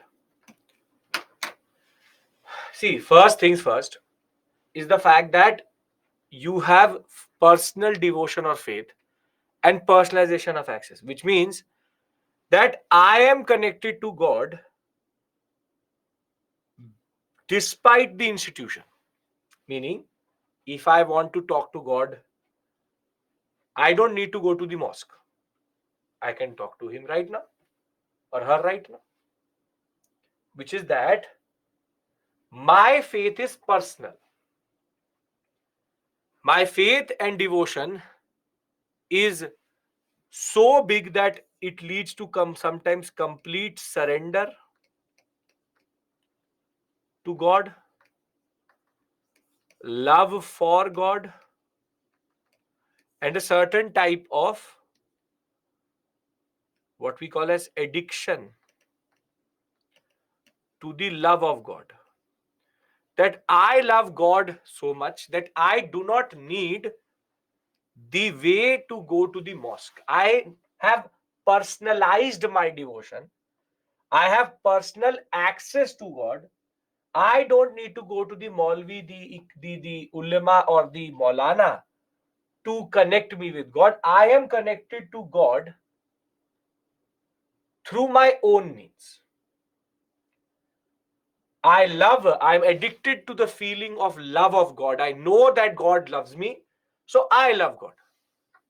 And my devotion is that I have completely surrendered myself to God, and I know that He will help me. And therefore, once I've personalized my religion, I have multiple tariqas. I sing in the name of God. I dance in the name of God. I meditate in the name of God. I can do anything. Whatever I do is in the name of God. That is why Sufis were the ones who gave rise to Qawwali. Qawwali is exactly the same thing of singing for God. There are certain Sufis who dance. In a certain type of trance they go into, they dance in the name of God. You can dance, meditate, you can sing, you can do anything. All of this is my devotion. My devotion is not to go to the mosque itself. My devotion is, it's I am going to do my roza, I am going to do my namaz, but my namaz and roza is not always going to be within a certain setting. I can personalize my access to God. In India, all Sufis were basically what are called Beshara, which is that within Shariat itself. One Kalandars never came to India, but they are called Bashara, which is they're outside the institutional setup. There are two types of Sufis. One are called Beshara, Bashara. Bashara means who are within the concept of Shariat, the holy law of Islam. They do namaz and roza both. And then you have Be. Ba means inside, Be means outside. Beshara would be outside Shariat itself, Kalandars. But India, mostly all of them were Bashara, within Islam itself, or within Shariat itself. So their practices are such which everybody can do, which is to sing, which is to dance. And the most important thing is Sufis are open to everyone. Anybody can enter. And you would have seen that Nizamuddin Aulia's Dargah, for example, the Dargah of Muinuddin Chishti is open to everyone. Hindus, Muslims, everybody goes there. They don't stop because of your faith or your religion. It is open to everyone. A Sufi is a person who connects you with your God. He has his own tariqas. So Sufis basically are a totally different type of alternative understanding within Islam. You call them, I call them the Bhakti movement of Islam, which is basically how personalization of devotion happens within Islam itself.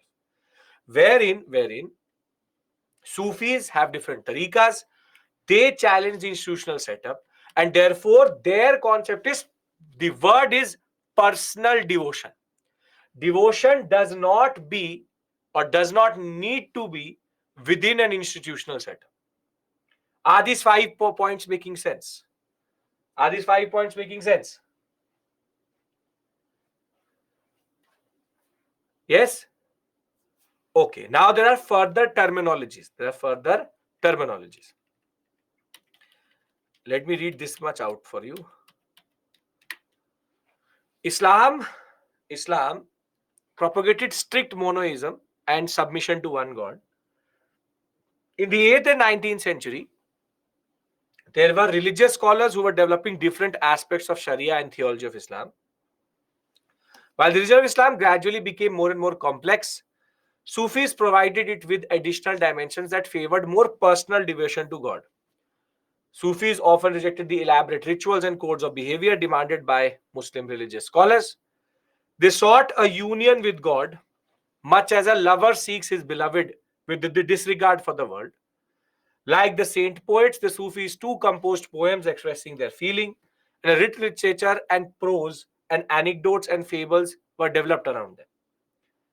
They developed different types of training methods, for example, zikr, chanting the name of the god, contemplation, samabandhana, which is singing, raqs, which is dancing, parables, breathing control under the guidance of a peer. These are your tariqas. Now, there emerge silsilas which I will discuss with you with different tariqas itself, and two types of Sufis are there. Bashara, Beshara. In India, all are Bashara, which is they accept Shariat and do Roza Namaz. But the Kalandars are the ones who don't do it. They never came to India. Now, there are certain terminologies which you need to know. Can I discuss them with you? Is this point clear? 5 basic principles, the way they do it, and the concept of institutionalized Islam. Okay. Now, there are 3 to 4 words. Peer, Murid, Dargah, Khanka, and Silsila, or what we call as order, Sufi order. Peer is teacher, Guru. I am the peer. Student, follower. You're the murid.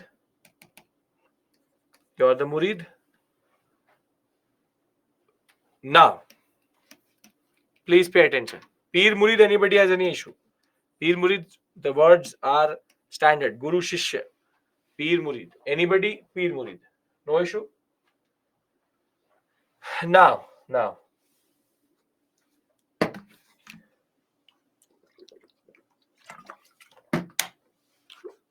I'm the peer. So whilst I practice my tariqa, the place where I live is called Khanka. Very simply, this studio around me is my Khanka. Is my Khanka. You all come to my Khanka. I teach you something. You go away. So the place of residence and where he practices his tariqa is called Khanka. Whilst the peer is alive. While the peer is alive. Now, for example, I die and Paijus chooses to bury me in this exact studio. Then my Khanka will become my dargah. Meaning, Khanka is when the peer is alive. Dargah is when the peer is dead and it becomes a pilgrimage. So Nizamuddin Aulia ki Khanka exists or Dargah exists today? Dargah. Dargah exists. Why? Because it is a pilgrimage site. The peer is buried. And Khanka and Dargah could be the same place, could be different places also. So very simply, when peer is alive, his residence and practicing place is called Khanka, and where the peer is buried and is the pilgrimage site. Could be the same, could not be the same. For example, Nizamuddin Aulia, it is same. He used to practice from that Khanka and that became his dargah also. So anybody has issue in Peer Murid Dargah Khanka? No? Peer Murid Dargah Khanka. Anyone? Okay. Now then, what is Silsila?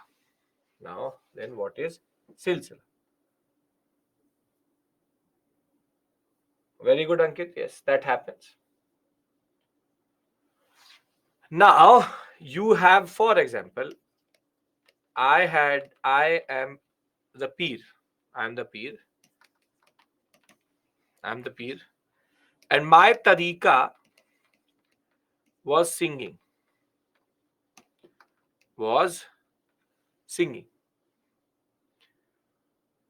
Now, I had 4 disciples, main disciples, A, B, C, and D. Now, out of A, B, and C, and D, I chose C as my next peer. That once I die, C is going to be my follower or my successor. Now, C had 4 disciples, E, F, G, H, and he was also following what I followed, which is singing. Now, E, F, G, H, C chose F as the next peer. And he also said that I will do singing to seek God. So he had 4 followers, X, Y, Z, and W. Now what happens is that whilst F nominates W as the next peer, which is singing, W says, no, I don't want to sing. I will do dance. So F then nominates Z for singing. But now Z and W have their own followers. 1, 2, 3, 4, 5, 6, 7, 8. He chooses 2, 2 takes it forward. He chooses 8, 8 takes it forward. This A, C, F, Z, 2. What is this? What is this?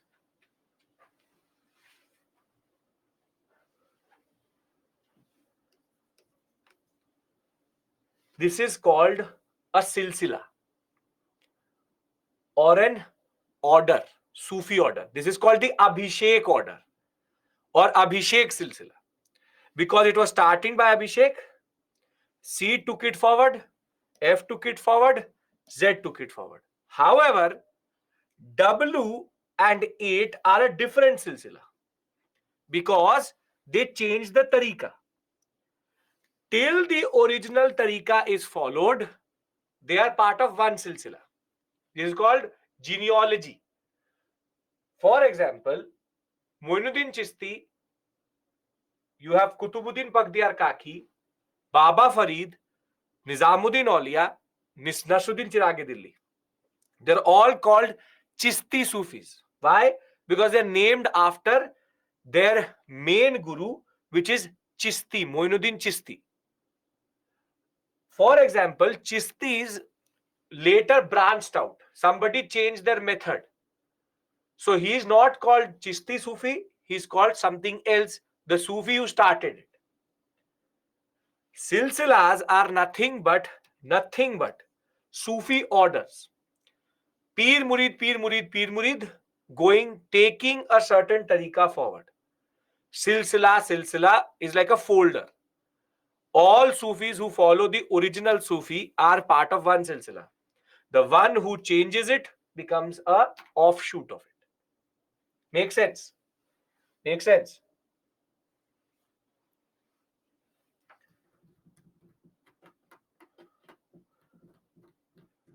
Come on.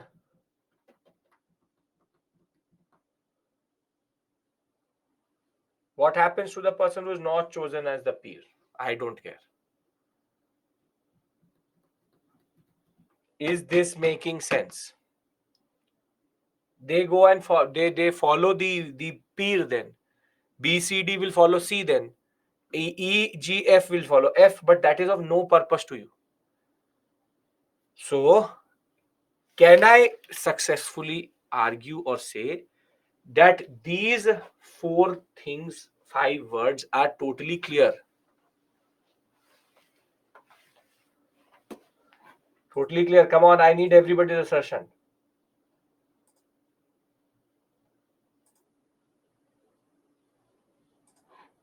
Yes? Okay. Now, if that is the case, in India, 4 silsilas were very, very popular. Chishti, Kadariya, Shohrawardi, and Nashqbandi. Not Nasbandi, Nashqbandi. There is commonality between these 4. Chishti and Shohrawardi operated during Delhi Sultanate, and Kadariya and Nashqbandi operated during Mughal period. Now let's talk about the Chistis first. Chistis till today are the most popular Sufis in India. It is believed that the founder of Chistis have very old tradition, but in India, the founder of Chisti Sufis is Khwaja Moinuddin Chisti, who is believed to have migrated when Muhammad of Ghori was entering India during 1200 period, and he established himself in Ajmer.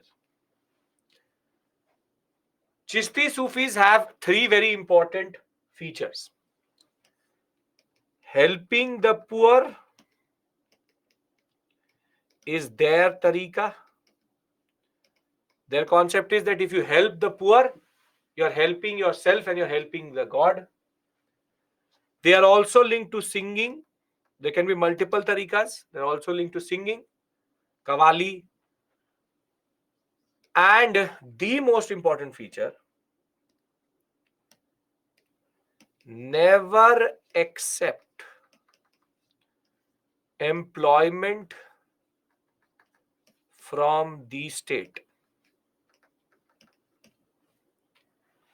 They survive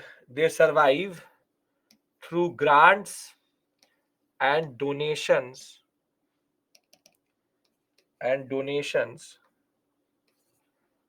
of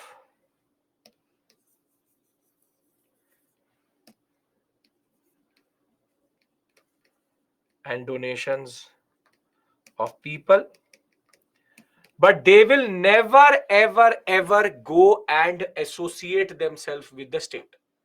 They will never associate, because they believe that a Sufi, when he starts to get associated with the state, his tariqa gets corrupted. This is in contrast to the contemporaries of Chistis, which is Shohrawardis. Shohrawardis, the most important feature was they used to say that employment with the state is necessary. Chistis used to say, we will never accept anything, we will beg and get money. Shohrawardis used to ridicule Chistis and say that if you are a beggar, then how do you help the poor? Rather, let's become part of the state, take the grants from the state, and then give it to the people. But what happened was that Shohrawardis were never able to become very, very popular because of this image that they are state-sponsored Sufi. They never were able to, or they never actually got associated with the state. So they were very popular with the people. And that is why Khwaja Moinuddin Chisti's Ajmer Dargah till today is considered very, very important. But whilst Khwaja Moinuddin Chisti was alive, he was only popular in this sector. It is after that when three very high profile people went to his dargah that Khwaja Moinuddin Chisti became, or his dargah became what it is today. The first was no one else but Muhammad bin Tughlaq. Muhammad bin Tughlaq actually visited Khwaja Moinuddin Chisti's dargah in Ajmer as a form of his basic devotion. He went there because he was the student, he was one of the followers of one of his students, which is Nizamuddin Aulia, which I will discuss with you. But he went back to meet his original teacher's dargah. Second was a person called Mahmud Tughlaq, who was basically the ruler of Malwa. In this sector, he was traveling, so he wanted to meet Moinuddin Chisti, or rather get reverence from Moinuddin Chisti's dargah. But the most high profile person who was linked to Moinuddin Chisti's dargah was no one else but Akbar. Akbar, when he was going for the Gujarat campaign, Rajasthan campaign, he used to hear about Khwaja Moinuddin Chisti quite a lot. And after hearing so much, he visited Ajmer. And thereafter, he used to once for sure go every year to Ajmer, sometimes multiple times. And once Akbar got associated with Ajmer and very simply Moinuddin Chisti's dargah became very, very important. So his, what we call as following, came later when people like Akbar got associated with Moinuddin Chisti. But more than him, his followers or his other murids were equally popular.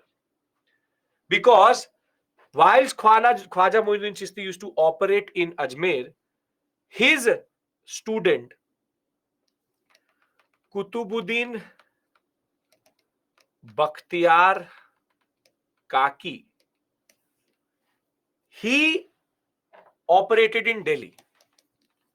And it is believed that, and it is one story that Kutubuddin Aibak named the Qutub Minar after him. But the common point is he is also called Kutubuddin, he is also called Kutubuddin. It could be either way. Kaki operated in Delhi, actively undercut the Shohrawardis. Shohrawardis hated Bakhtiyar Kaki. But the two most popular after after Muinuddin Chishti himself, are the disciples of Kaki and his disciple. Baba Farid, also called Fariduddin Ganje Shakkar, and his disciple, the most important, Nizamuddin Aulia. Khwaja Nizamuddin Aulia. Last of the major is Nasiruddin Chirag Delhi. If you live in Delhi, the Chirag Delhi area is named after him. Now, you would know one of the most famous murids of Nizamuddin Aulia. One of his followers, his name was Amir Khusro. Amir Khusro was one of the most famous writers, poets, and literati of this period, and he was actually the disciple of Nizamuddin Aulia. He was not the next Pir, but he was a very important murid of Nizamuddin Aulia. Muinuddin Chishti, Bakhtiyar Kaki, Baba Farid, Nizamuddin Aulia, Nasruddin Chirag Delhi. This is their basic sequence. Muinuddin Sizzi or Chishti, Kaki, Ganje Shakkar, Aulia, Chirag Delhi. And as I said, they made a name for themselves. But Nizamuddin Aulia is known for more than that. Why Nizamuddin Aulia? For what is Nizamuddin Aulia famous for? We've already discussed that. What is he famous for?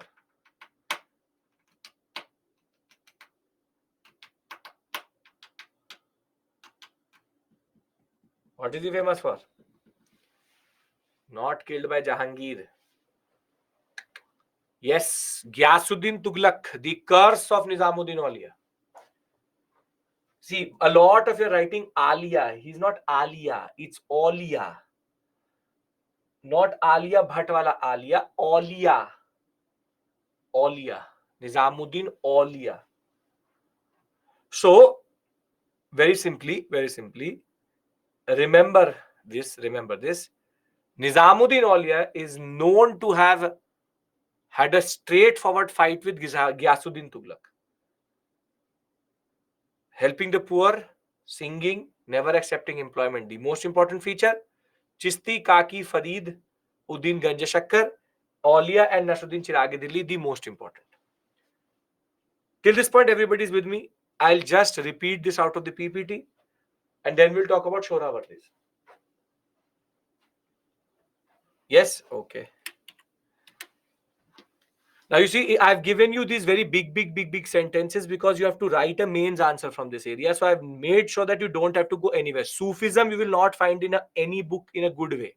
So that is why I'm doing this in the best way possible. Too much detail is given sometimes, unnecessary detail is given sometimes.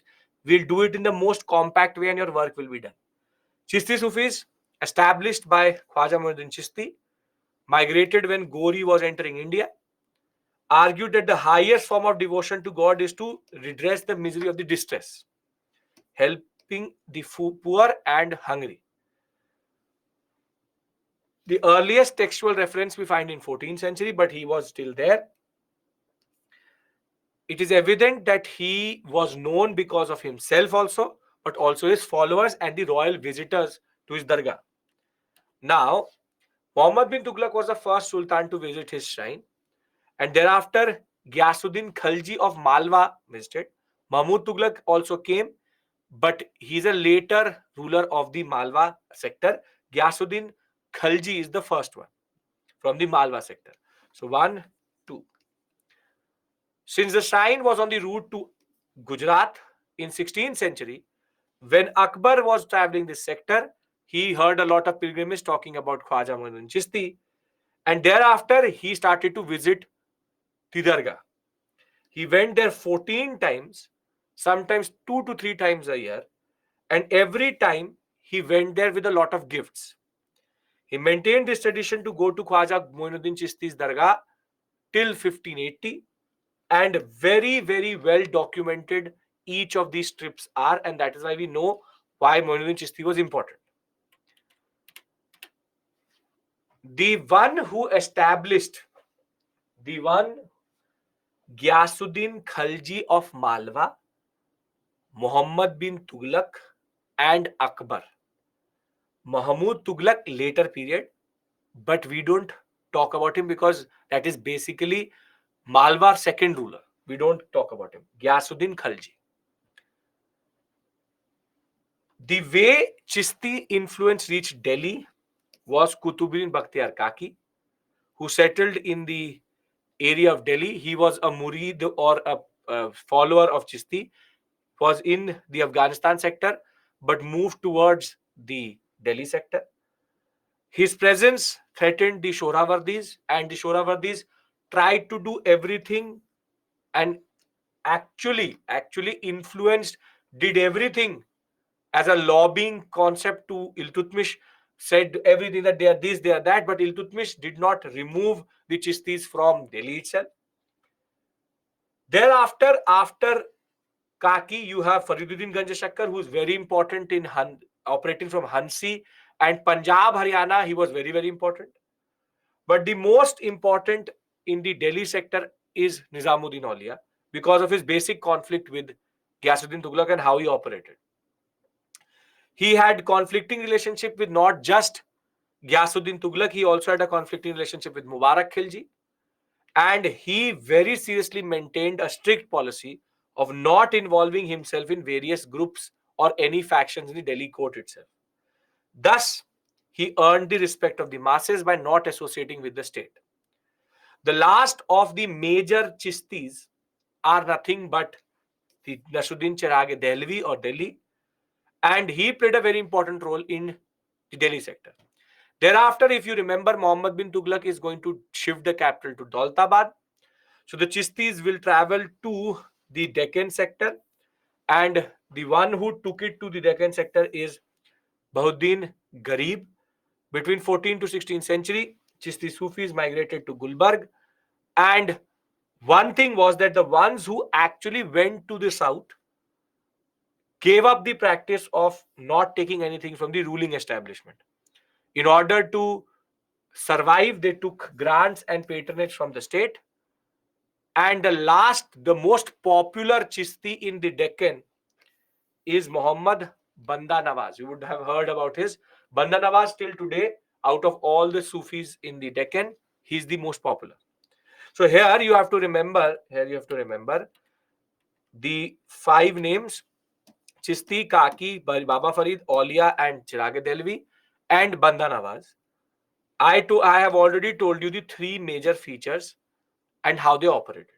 Anybody has any issue in Chistis?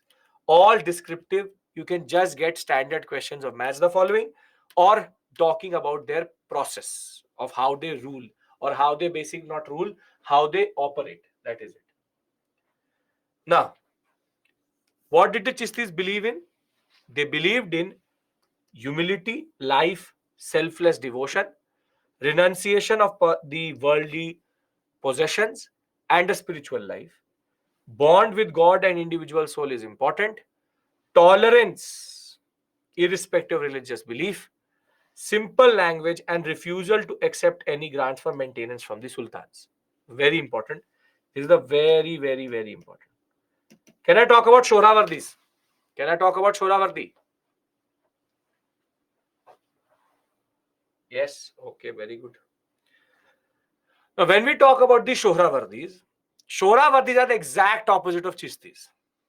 Always related to the state, took a lot of grants from the state, and then wanted to help the poor. tolerant but not popular. So this silsila was started by a person called Shahabuddin Shorawardi in Baghdad, but that is of no purpose to us. The one who really matters to us is the one who started it in India. That is Bahuddin Zakaria. This is very, very important for you. Bahuddin Zakaria, because this can be asked as a match the following, is the one who developed Shorawardis in India, and he accepted and got a lot of grants from the sultans. While the Chistis operated in Delhi, Rajasthan, and parts of Western Gangetic Plain, Shorawardis were active in Punjab and Sindh, where later Baba Farid will come and also remove him. Now, what are the basic beliefs of the Shorawardis? They attribute three things to a Sufi. Ironically, property, knowledge, and mystical entitlement. Hull. This is something unlike the Chistis. They believe that to ensure that they serve the poor better, they also need power. And therefore, this self-mortification, beggar type relationship, this saint type relationship does not work. Rather, we would like to mingle with the state and get their grants to help the poor. They stressed on external forms of religious belief and also were not conservative. They were still very, very open minded, but not like Chistis. So, when I talk about Chisti and see, when I talk about Chisti and Shohrawardi, the only major difference between the two is they never accepted state employment, they accepted state employment. Operated in the same area, same period. Zakaria Moinuddin Chisti, and very simply more popular with the people, more popular with the state. Anybody has any issue? Shorawardi? Anyone?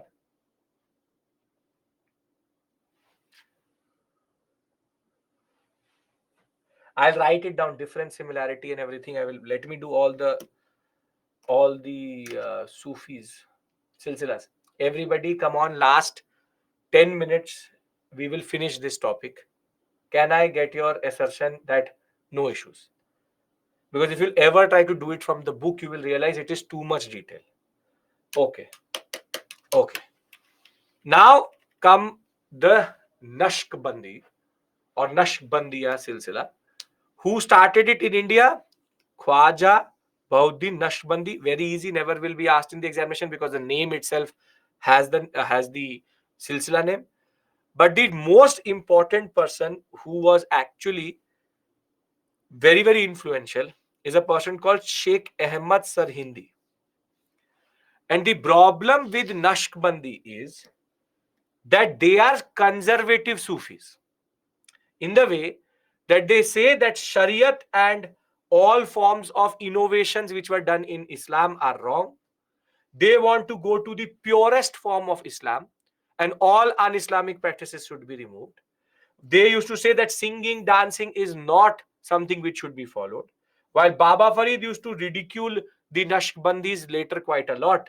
The simple point is they become popular only under Sheikh Ahmad Sarhindi during the Mughal period. They operated since Baba Farid's period but became very, very popular and strong under the Mughals. Now, guess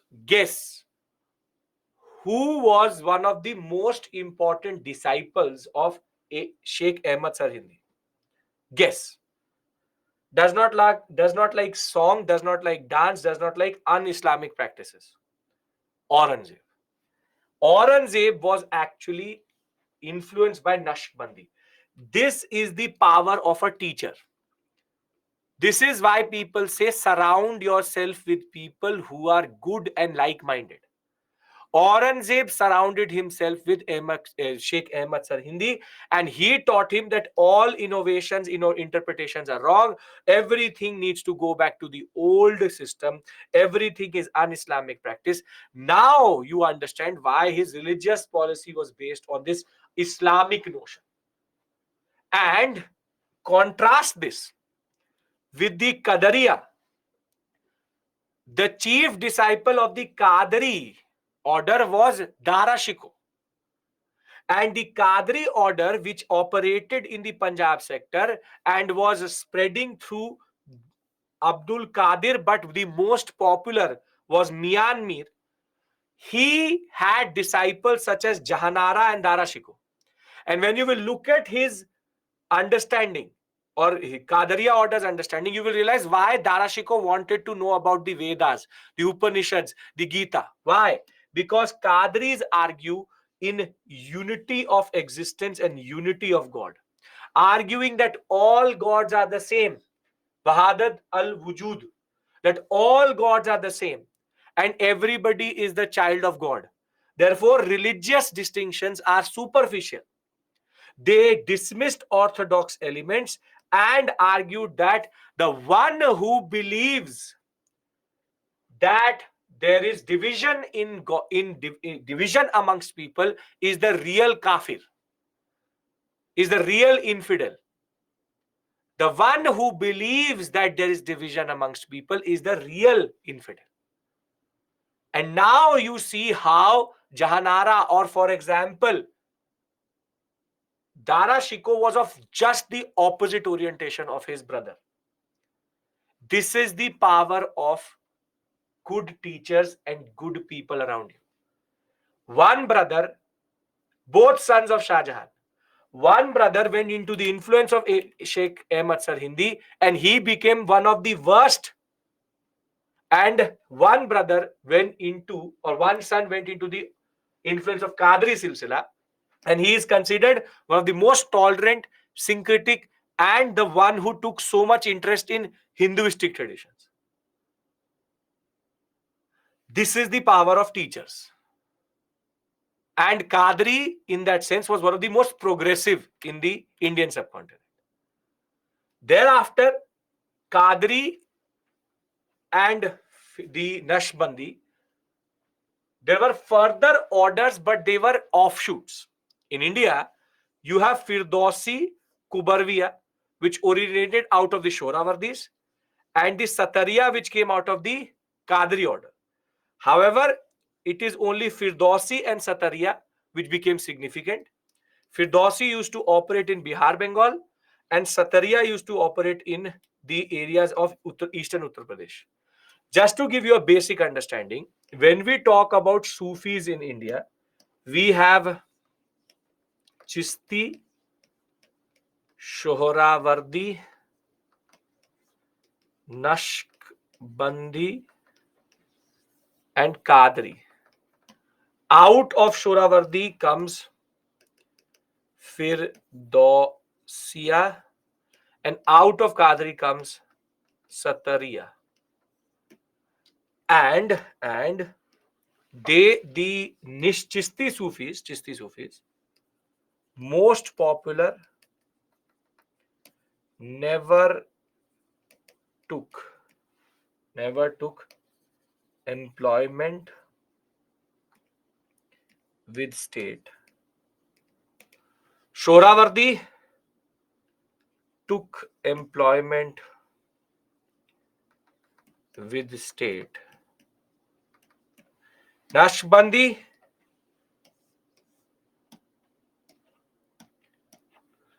conservative order. Sheikh Ahmad Sarhindi, Zakaria Muinuddin Chisti, Qadri Myanmar, most tolerant, all people are same. And they take the standard things forward. If you can remember this slide, my work is done with regards to Sufis. And we'll do one previous year question and then go for lunch.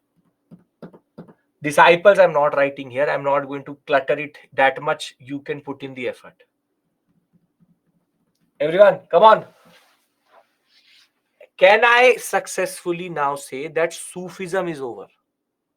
And when we come back from lunch, we do bhakti and finish this sector.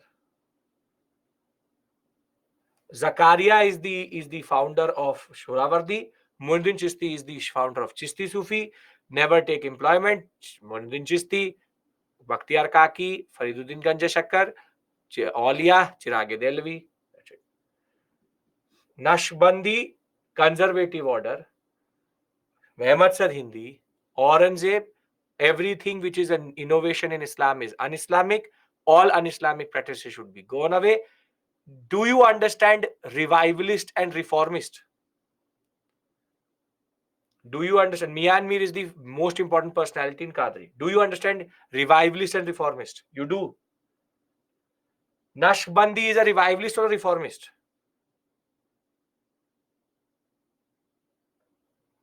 Revivalist. If you understand that, they want to revive the original form of religion. So it should be self-explanatory if you understand what is revivalist and reformist. Done? Can I take one previous year question and we can go for lunch? Okay. Yes, sir. Okay. So let's take a question. With this, your Sufism is over. Right.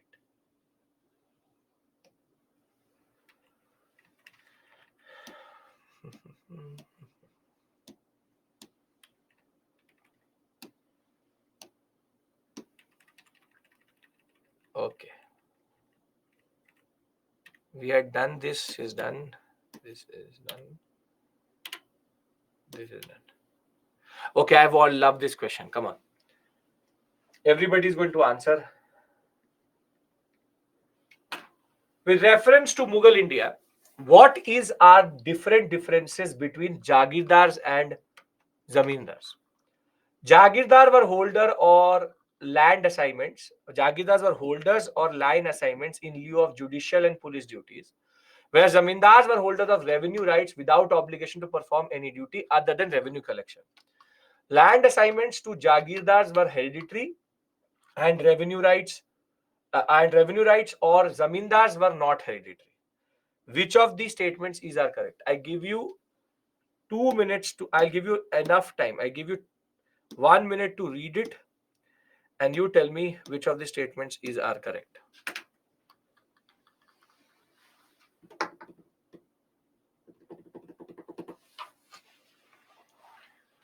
We've already covered all of this yesterday.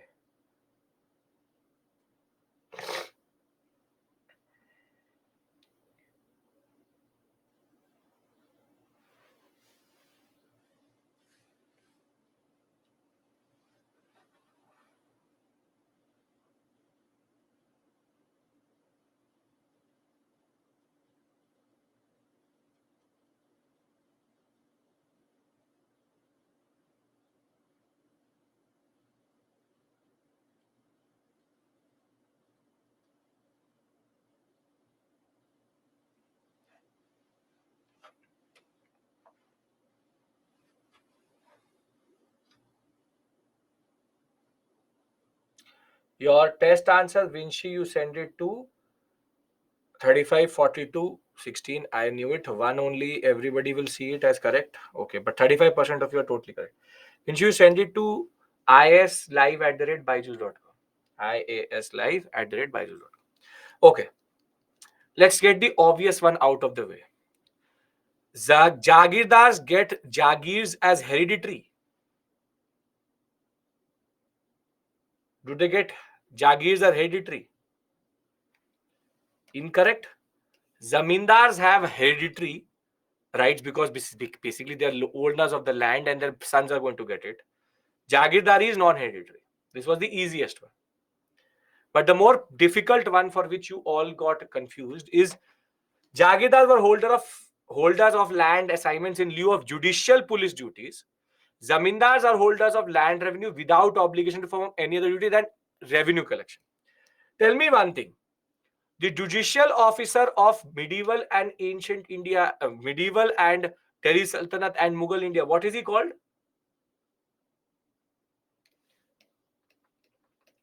And did I, in any of these slides, Ikta or Nayankara or Mansabdari, said that Jagirdars do judicial duties? There's a difference between law and order, and there's a difference between judicial. So, Very simply, this part of the statement is incorrect. Judicial, no. Police duties, this it would have been correct. Now tell me one thing. Either you can get this statement incorrect from this part. Some of you would have overthought. Tell me one thing. Do zamindars have revenue collection rights?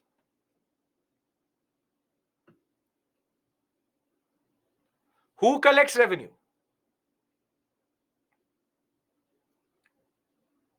Who collects revenue? Very good. Amil. So in a way, this line without judicial duties is correct. And this line till this point is correct. Zamindars were holders of revenue rights without obligation to perform any duty. This would have been perfect. Totally correct, totally perfect. But once they added revenue collection, then they messed it up. Both statements are incorrect. Understand this point. Jamindars are social category.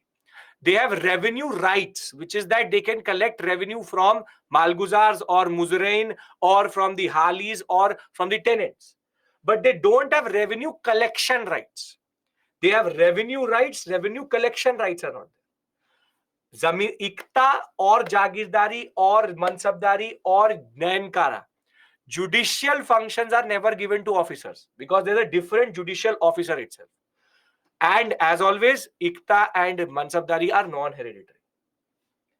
Did this question allow you to apply your knowledge and see what type of questions are coming? 2019. This is how the question comes. What is the difference? Revenue right